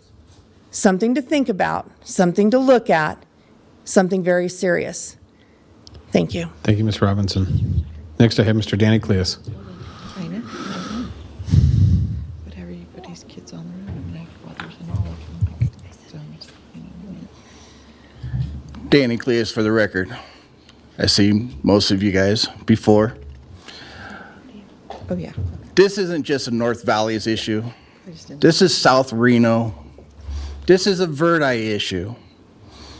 You guys want to go in there, boom, boom, boom, build, build, build. Your engineers are great. Yes, they are. They get paid lots of money. Developers are great. They come in here. Where'd they go? It's just like the housing boom that happens. They don't stay until it's completed. They leave. Then who's left holding the bag? Your engineers are so great. Why is there so much flooding in the residential areas of Washoe County? They're great, all right. They're great of taking money. Y'all look at me like, oh, that doesn't really happen. Well, here, keep building, keep building. You talk about homeless people? Am I going to be next? Is this the year I'm going to be out of my house for good? We all know from Houston, from Louisiana, New York, everywhere around this country, floods happen. Insurances don't pay. Big problem. Look at Puerto Rico now. But yet, hey, let's keep on building. Nobody wants to fix the problem before they build. No, we got to get these permits through. No, you don't. If we don't have the housing, people aren't going to live here. Move on. Washoe County is only so big. We don't need this. We do not have transportation. We do not have, and this is my area, we do not have highways. You guys talk about water. In a drought for 7 years, our wells started going. Well, Fish Springs, okay. Recharge the aquifers, okay. Now look what happens. Nobody wants to maintain them. Nobody knows the science behind it. Been looking into aquifer recharging. Look at Australia. They have one hell of a plan. Nothing like what you're doing here. Anyways, that's all I got to say. Thank you, Mr. Cleus. Seeing no further public comment, I'll bring it back to the board. At this time, we are adjourned.